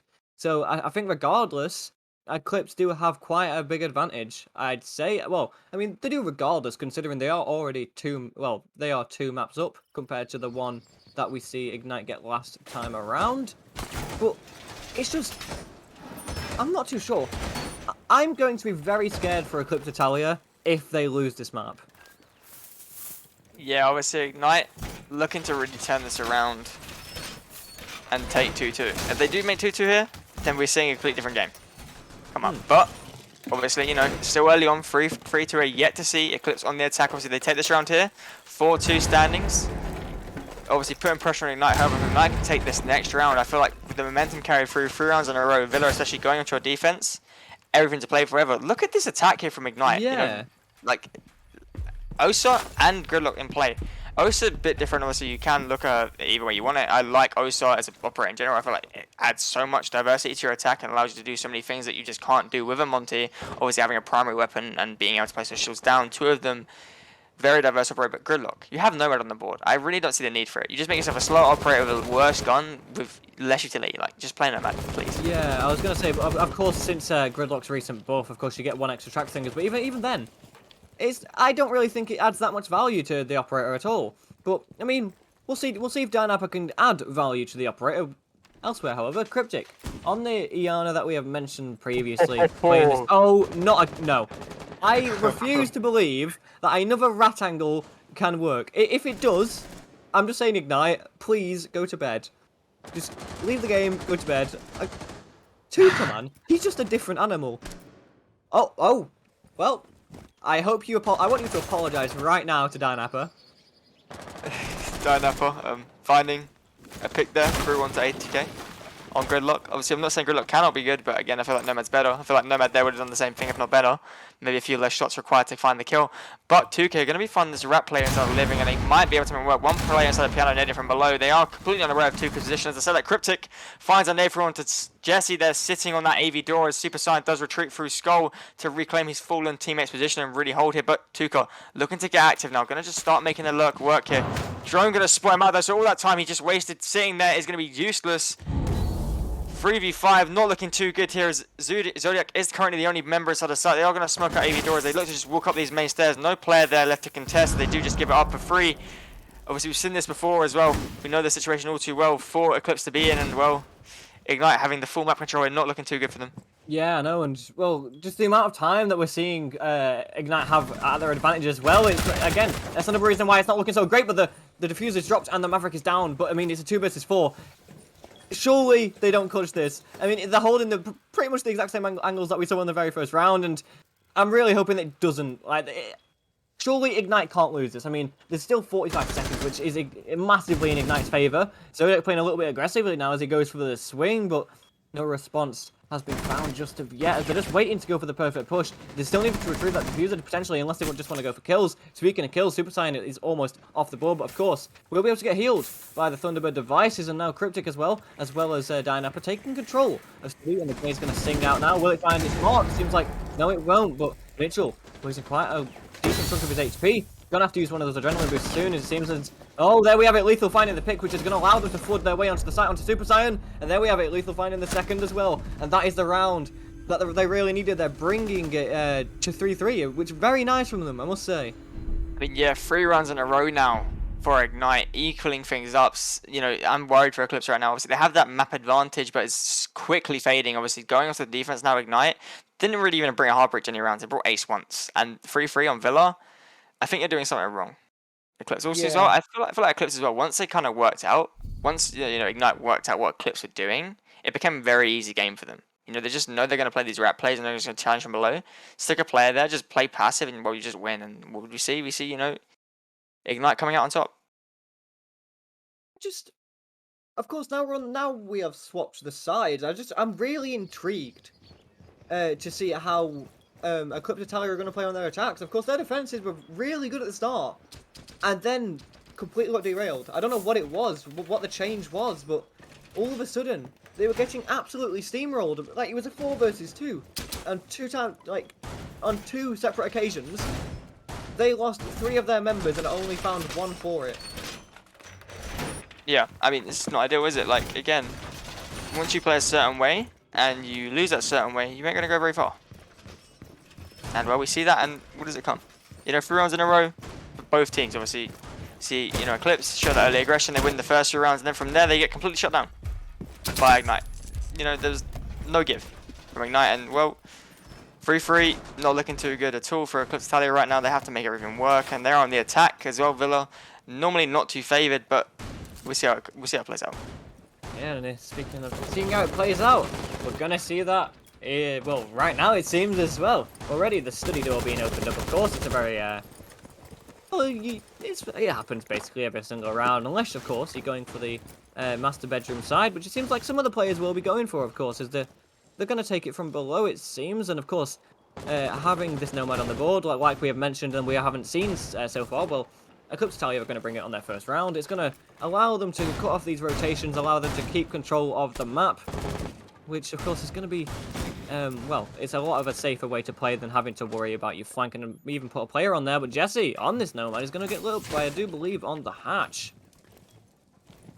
Yeah, Jesse taking a bit of damage there first, coming through. Obviously, not the most worrying thing is that he takes a bit more as well. Don't know what he's taking damage from. Maybe the vertical holes. He's just going to be looking to peek up, but you know, obviously not having too much luck as King is just holding these angles and these main stairs right now, watching the walk up. Yeah, you see the blood splattered from Jesse on that floor. Dynapper as well being challenged here onto these main stairs. No shield in place, just to back off quite quickly as the nade could come singing his way. Cryptid though will be the first to fall. Jesse there getting some revenge damage through and finds the head of the cross. Obviously no utility really in pocket, so not exactly the worst pick. Two calls to nature and below as also breach can be open. Jesse though refrag by King from those main stairs angle. You need to pay attention to them, if not they're going to punish you.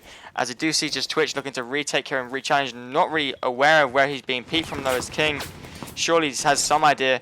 Spirit Shot's going to come through. Trace is going to find their way past his head as Tuka also finds himself trapped in a frostmat right there. Obviously, Finker has the boost but cannot boost herself up out of a frostmat, so that's not going to be any use right now as well. 4v4 real situation, but King takes some damage through the wall there from ATK. Not going to be enough to put him on the floor and not looking too good for Ignite right now.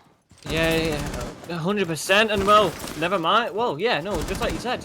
Not looking too great for Ignite as King goes for a careless swing with a smoke babe and just gets punished for it instantly. And of course now having Tuka back on the board as well, 4 versus 3. And now, of course, they can start to take control of the side. They're just going to have to worry for the player at the top of red stairs. Of course, ATK knows he's there. He's going to be holding. Of course, if he does decide to swing, well, ATK is not going to see him first, but Lethal has now been spotted out by that drone. He's going to ping it for the rest of his teammates, but I don't know what impact that's going to give. The spray from the LMG from Tuka is going to be coming out now. ATK, though, still not moving. Staying where he is. Of course, with 25 seconds, though, they've got very limited time to go for the plant. And they're going to go for the spring on... but whoa! Zodiac finds one onto Lethal. Yeah, another frostmat. The pog mats are coming out. Should be able to retrieve his teammate. The plant's going down now, but Dynapper finds one. And he finds Why are you reviving? Why are you revving? No. Why are you revving? Pistol out. Get up on ATK as well. Zodiac needs to chase this kill. Not going to chase it. He's just sit there and wait. Oh my god! No! No! How? How are they letting that happen? There is no chance in hell that happens. Why is it that both teams now have allowed a round like that on their first defense to happen? Something that should never have been in Ignite's favor, but somehow he's managed to clutch that out. That revive. Of course, yeah, you want as many men to, well, keep alive during the post-plant, but how are you going to have men alive if you don't even get the plant down? There's no one covering it, because once your first player dies, he's on his own. He's on his lonesome. Like, this is baffling me. I need to just breathe for a second. Okay. So, real quick. All I'm going to say is, we have, initially, Eclipse take the advantage, right? Early on, okay? That's fine. Good, okay? Then a Frostmat comes through. King finds a pick and then a Frostmat comes through, okay? Really bad. You shouldn't be going down to Frostmat anyway, so it's just placed on the main stairs, drone it out, find it. Really easy, okay? Then late round comes through. And then, you know, obviously we see ATK pop off and, you know, Talco as well, not really, I don't think Talco did anything. Super Science, you know, finding pick as well. Good, you know, good job Eclipse, well done. A round of applause. You've got the control of the site, okay? And I'm actually moulding right now because of how bad that was, okay? Yeah. Then we see Zodiac come through from behind, take the pick onto main stairs, walks to another Frostmat. Okay, 2 Frostmats one round, not even disguised, just on the stairs, my friend. One's on one stage, you should know the other. Idiot. Okay, I'm sorry, idiot. And then we see the plant going down.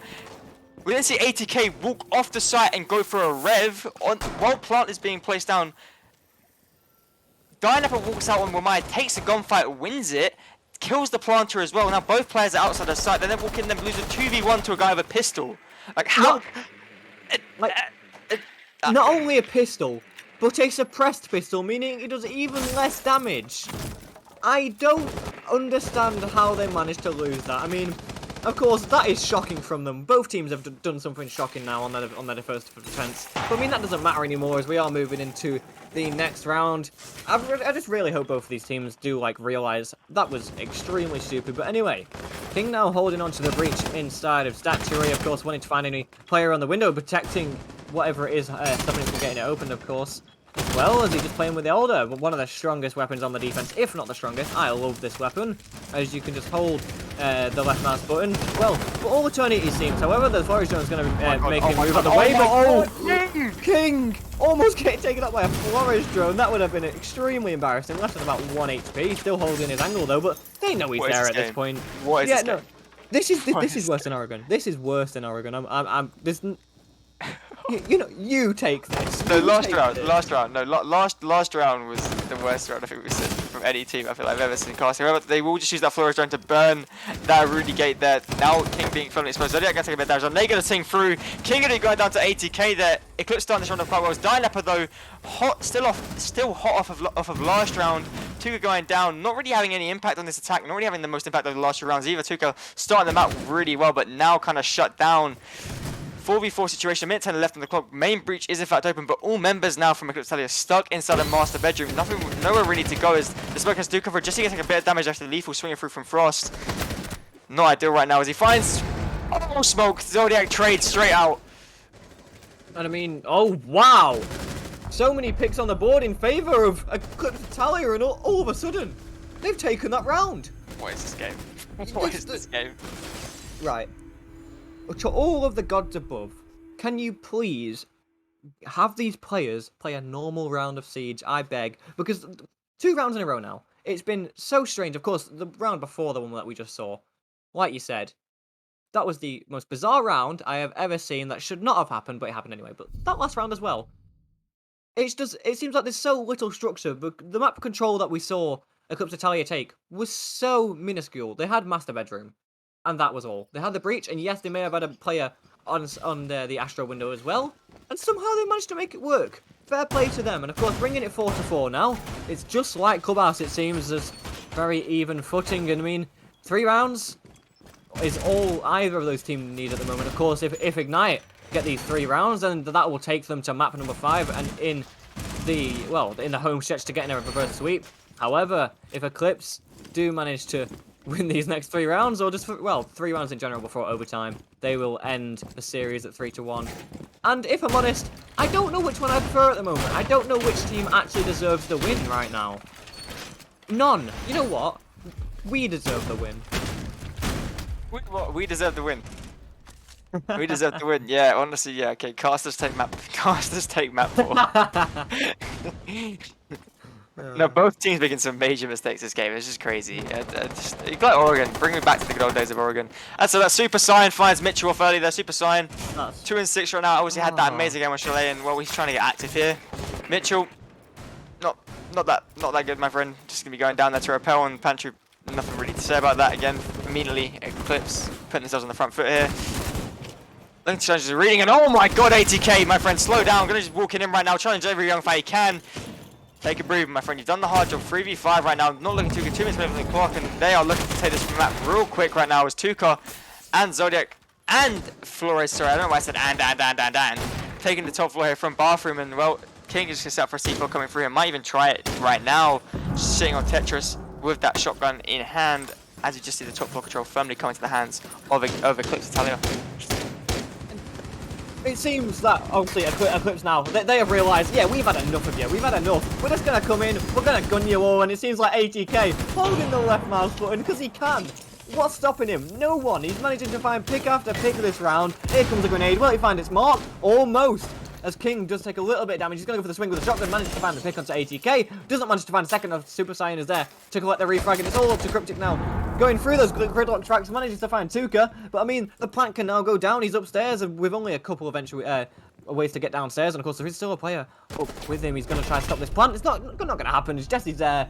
On with the Flores, with that the EOL 33, and just absolutely ends his life. And that is a round I like to see from Eclipse Italia, taking advantage of the misplays that we've seen from Ignite and playing their own game, because we saw on the entire of Ignite's attack them playing extremely aggressively, and it's nice to see that they are now Eclipse are doing the same.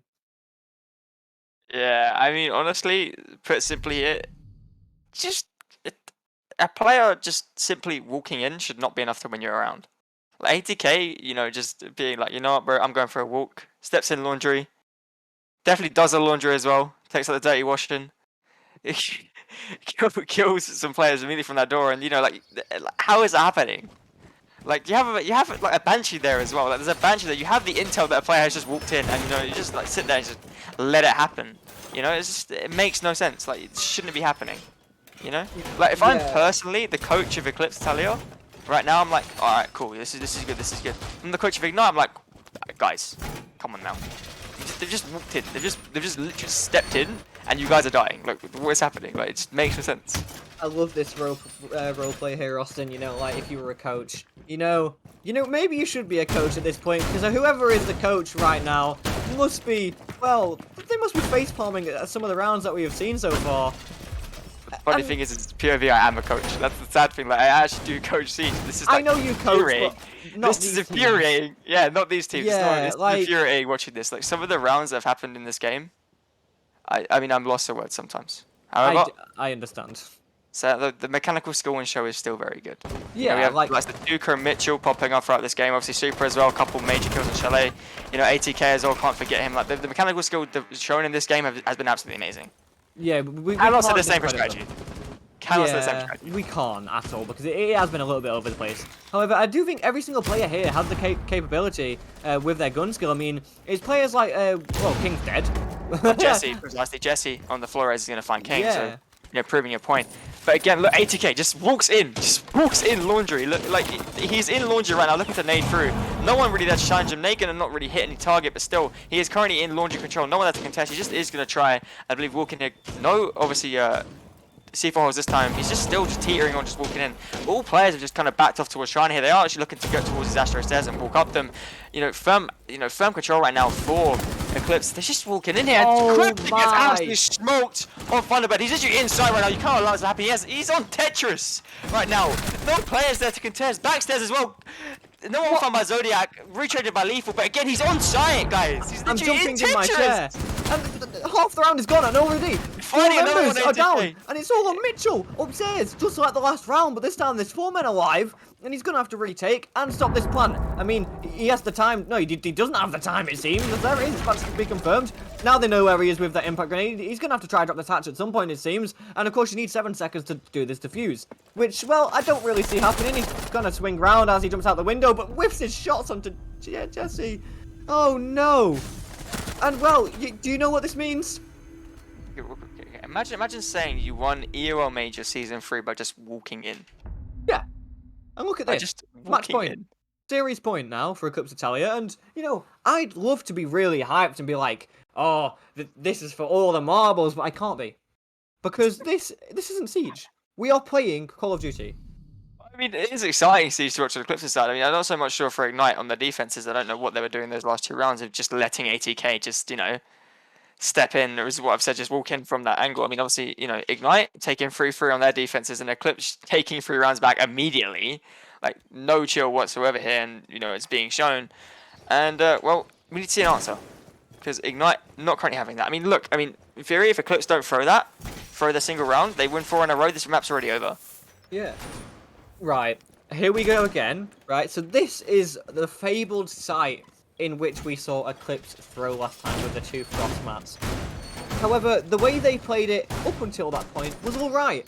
So it just depends if they can do the same thing. Just not die to frost mats this time, and then they will be able to close it out and win the series and become the champions, of course, winning this best of 5 3-1 against Ignite.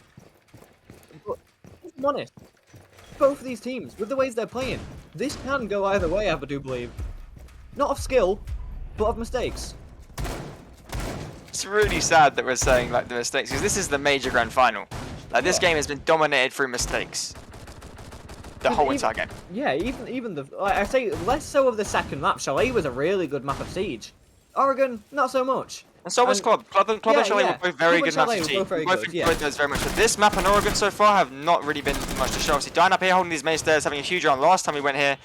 Dynap actually showing up very much in this game as well for his side. The best, you know, top fragging so far for his team. Obviously, the only player above him in the lobby is, in fact, ATK, who has just walked in, to be fair, and taken no prisoners whatsoever. But, you know, even still here, Nade's gonna be coming in from below. No one on that vertical as of yet, so he might not find anything. King, and I say that! Oh. ATK finds King. Frostmat, please no! Please no! No. Please no! Not again! How? It got thrown earlier on and he's still dying to it. Oh my god, right, 4 versus 4, 2 minutes left, and you've lost ATK, your top fragger. He is gone out of the game to another stupid Frostmat. What is going on? And of course, we're seeing Lethan now hold the red stairs as he does know there is someone below. Of course, it is the Nook Tycho. But, well, there is obviously the support as well from Zodiac, but he gets... Oh, wait, no! He gets flashed and gets picked off. Right, finally they realise the Frostmat isn't catching him this time around. They've got the top control of top red. They can start to converge onto the site. Going for a pre-fire to someone potentially playing in the corner. Of course, there isn't anyone there. Mitchell now playing quite aggressively as he does know there is a player just around the corner. However, he doesn't know the player on red stairs and he gets picked off by Tuka. All of a sudden, a 4 versus 2. They have to stay alive to keep this series alive. But, however, Eclipse, of course, with double the amount of advantage that they have, and it's going to be Daiko now playing really aggressive, and he's going to get punished for it, and it's all in the hands of Cryptic in a 1 versus 3 as he finds 1. Plant's going down. He knows there's a player there as well. He finds 2. Can he find 3? He sees the head. Doesn't manage to find him, however, the plant is going to get stuck. And this time, he's got 45 seconds to try and go for this defuse and find both. Cryptic finds 1. Can he find the second? Yes, he can! That is another round where they shouldn't really be losing. It's a 4 versus 1. No, that's match point. That's match point, Eclipse, and they've just thrown a 4v1. The Frostmat, Eclipse. Wow. I don't know why I'm laughing. I think you have every right to laugh because I want to sit and cry in a corner somewhere. so do I. It got droned out, and he still walks into it. Oh, it's not even that at that point. It's fine at that point. It's just that I got over that. You know, it's like a breakup. You get over it and then you get straight back into it again. It's like, oh. It's like I'm sitting on my bedroom floor right now in shock. I thought this is it's watching this game from a POV of like I don't know, a coach POV. It's it I must don't not know. be fun for you. Got me feeling a certain kind of way. To put it simply. You know, And- not good to see each of either team. Yeah, To be honest it's with you, not. I'm being dead straight right now. Like neither team has really shown much to be proud of. And that again, that round there was I'm just actually lost for words. To put bluntly, like there is no word. Like, I think the fatigue is starting to hit both of these teams, but like, when you're this close, all you have to do was find one player, and it's the Frost as well. Yes, the gun has no recoil, however, the gun, in no way, shape, or form Don't is good. talk about Frost gun. No. Frost gun do is not. amazing. I Frost gun. No. disagree. We're gonna have a disagreement here. We're gonna have an argument here. We can have one. Frost's gun is one of the best guns on defense. I don't care what you say. One of the best guns on defense. Right, right, let me have a look. I believe every single player on the side of Ignite right now has a better gun than Frost. Even Mozzie and What do you mean even Mozzie? and What do you mean King, even Mozzie? And King with the pistol. And King He's with the the pistol. P10 Rooney. Mozzie has the P10 Rooney best. No. Best. No. He had the pistol out. Even that. Oh, okay. No, okay. Disrespect. Don't even put disrespect on the name like that. You know what? We can't even really discredit the pistols this game because, well, we saw a clutch of it where you found two picks with a silence pistol. This game is just, I mean, Tuco is again having some more luck on the knock. Gonna walk in for bottom floor here, trying to get some ground made. Obviously, you know, members from Ignite actually in this kitchen, so if he can make this rat play work, it would be absolutely disgusting. Cryptic just sitting prone in the corner of China. Tuco going to take time to go on drone here, going to try to find him. Cryptic will spot that drone out there, I believe, and, well, he's just going to walk up here. He is aware. I believe they are spraying. Trace is going towards his position. Can Tuco make something work here? So that Jesse finds Dynapper there. Again, Ignite on the back foot. Doesn't really mean much when you clutch one before. So they're going to come through. Gonna find the mark as well. Cryptic going to be going down. 3v5. 80k walks up as well. Lethal now just backing out of China door right now. Going back towards his Astro Stairs. Scarpering for his life. Looking to play back inside the site. Obviously, we know how bad Eclipse are at taking sites when it comes down to a 4v1 situation. So, you know, it's almost better if you do get the situation. Flores are going to be spotted out there. Super Saiyan taking damage more so than he has done to King on that retreat there. Nade's obviously still in pocket, I believe, from... No nades are in pocket. All four being used. So you know, Flores is going to be the real only way of pushing King out of this position. Is they do just try and land one there. Not going to be detonated. Jesse just may even try to hop in there. King getting really aggressive on this doorway. Just going to walk up and step in. Going to find Super Saiyan though. Pulling one back here for Ignite. King being quite big here with the Aldo in this corner. Really fighting, you know, on the back foot. Trying to make any swing possible as Jesse just sits here, holds quite tentatively towards this doorway. Nothing really coming through. You know, Ignite almost doing enough just to make this stalemate real quick, as they have real nothing. They have really enough to work off, as, you know, we just look for a rotate here from the side of Eclipse. I mean, there's 55 seconds, and it seems like they started off really aggressively, like really fast-paced, and all of a sudden, they've slowed down extramentally. Of course, King managed to find 1 onto Super Saiyan, yeah, like you said, being the ace. And, well, it seems like it now can potentially go in their favor, of course. King now still holding on as well. He knows he does, I think he is aware there is a player coming red stage, but he's looking away, and he gets punished for it. Zodiac finds 1, finds a second, he swings around the corner. 1v4. And it's not going to happen this time. Eclipse And they gonna finally take it, managed to but close it down. Finally. No, this game from Eclipse, this should have been over. 7-3, over, done, curtains. At Regardless, 7-3. even though it should have been ended earlier, they have finally managed to put the nail in the coffin and win this grand final in 3-1 fashion against, of course, Ignite, which none of us expected, to be fair. So, we're getting really proven wrong there by Eclipse there. Not really the greatest siege, we both have to admit, it was really bad in some places. However, regardless of which, they've still managed to win the game, so congratulations to them. You know, if we do get an interview, Dan, do we have an interview? So I feel like we might have an interview. If we do have an interview, I want to ask about those 1v4s. I want to ask what was going through their head when they threw 2 1v4s on one map in a similar situation. Again, we are going to go to a short break where we try and sort out this interview for you guys. If not, EOL, you know, EOL Season 3 Major Champions are in fact Eclipse. If you guys missed that, obviously somehow you're just joining in at the last second of the game. Obviously we did just see Villa go their way. Obviously they have taken 2 months for that. But yeah, we are going to a short break if we do find an interview. If not, it's been me, Austin. Excellency. Or excellent. Thank you. But yeah, anyway, we're going to go to a break.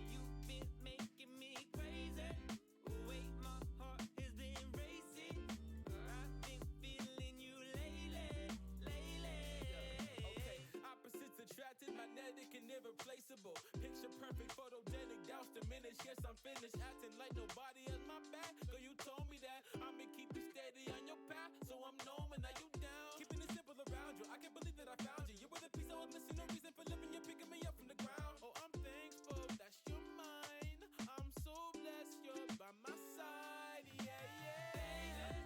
You've been making me crazy. Wait, my heart has been racing. Feeling you lately, baby.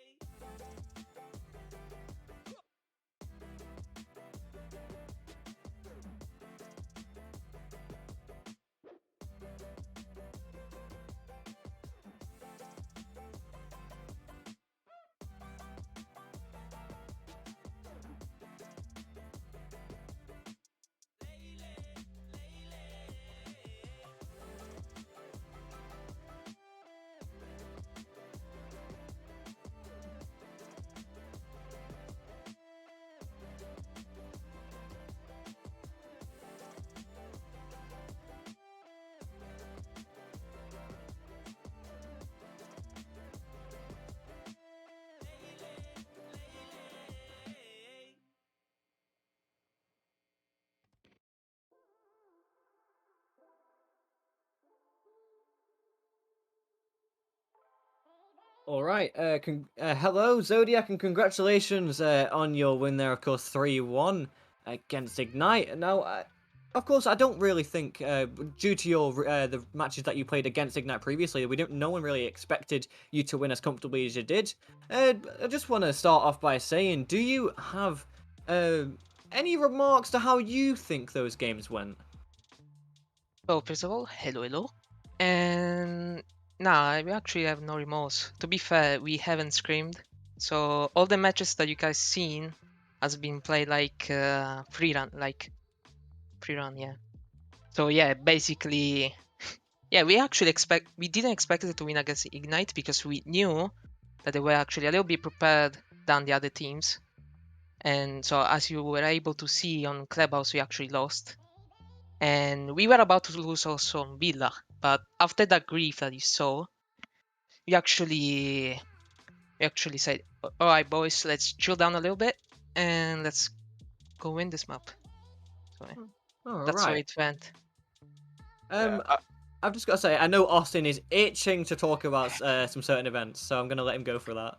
Oh, okay. Thank you. I want to go back to Villa. Obviously, you had a bit of an unfortunate event in the 4v1 Yeah, situation there were twice. so many unfortunate events. Twice. Like how were the voice comms after that 4v1 situation? Talk about them on my first. Okay, we can say that the first one there were a little bit of tilt, but then I came in clutch and say, "All right, boys, we need to remain calm. Like, otherwise, we are not going to win this."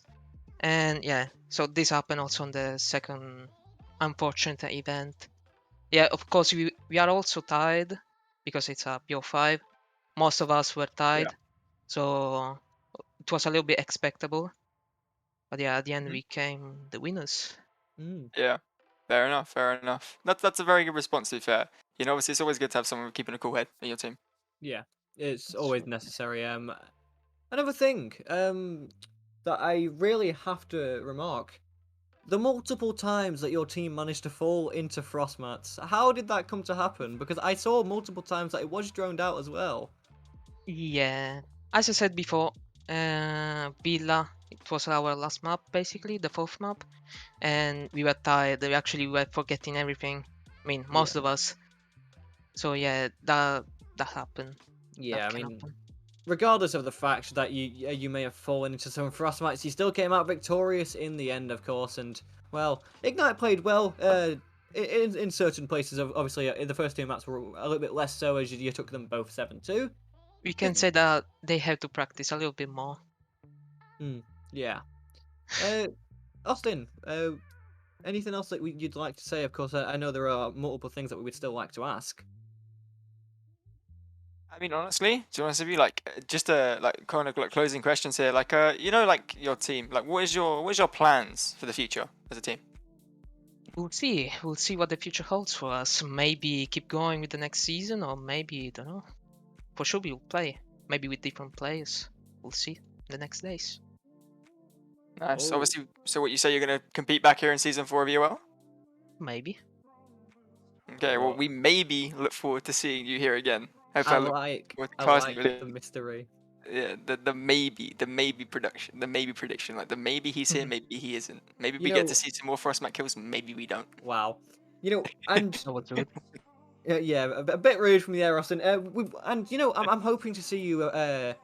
If not soon, at least in the future, try to go for some bigger and better things. Of course, as I do believe, of course, maybe when your team aren't all tired, that you are still a very good team, dominating maps, and I still believe that you all have the potential to go higher. So, unless there are any more questions, do you have any more, Austin? I'm good, my friend. All right, yeah, I don't have any either. So I just think if we're closing this now, I just want to say a very, very good congratulations there to you. Of course, Thank you. some really good maps, some not so great maps, but regardless, you still managed to walk away with a very nice victory there. And yeah, I do believe that is all. Congratulations. Thank you. I'll see you maybe next season. Who knows? Alright. All right, Bye bye. see you then. Thank you. Goodbye. Goodbye, Zodiac. Wow. Anyway, that was obviously Zodiac there from Eclipse Italia, obviously the victors of EOL. Season 3 Major. Some very interesting siege, to say the least, from my point of view. I find that a very interesting set of games there. Some good, some not. Whether you look at it or not, like some of the rounds. You know, again, gun skill heavily on show. ATK putting on a massive show for Villa there. And, you know, some more highlights coming through in both the games again. If you guys have just turned up, or you've missed the show. But there is always the VOD to go back and rewatch some very exciting siege. Obviously, I've been Austin. This has been my co-caster. Excellent. Thank you guys for tuning in for the season final, you know, of EOL. But anyway, that is my closing statement. Anything from you, Excellent? Nothing but this. Look out for frostmats, kids. You don't want to fall into them. And I do believe that is all. So we will see you next time.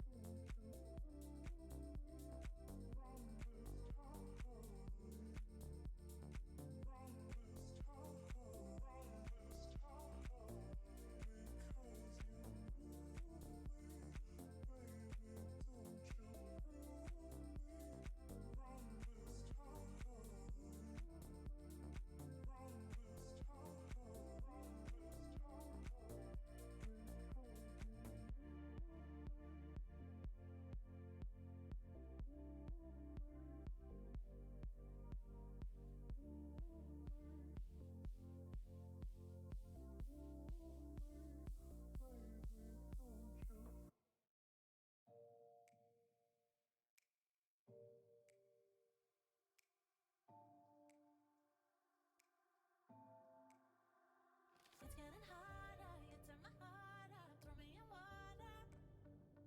I'm getting higher, just to feel ya, cause I need to. No one knows it, heart is frozen from your poison. Taking the potion, just to feel ya, cause I miss you. Oh my God, can't stop you like heroin. My love you got, there's no settlement.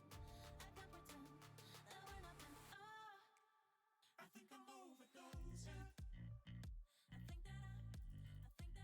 I think that I'm overdosing. I think that I'm overdosing. I think I'm overdosing. It's getting stronger, can't take no longer, walking on fire. I'm getting higher, just to feel ya, cause I need to. Feels like I'm burning a little bit more, just a little bit more now. Taking the potion, just to feel ya, cause I need ya. Oh my God, can't stop you like heroin. My love you got, there's no settlement. I can't pretend that we're nothing. Oh, I think I'm overdosing. Pistol out. Pick it up. Albert, I think I'm overdosing. Why are you reviving? Why are you revving? Why are you revving? I think I'm Pistol out. overdosing. Somebody to go as well. Sorry, I used to chase this kid. Let me chase it. I think I'm overdosing. I think I'm overdosing. I think I'm overdosing. I think I'm overdosing.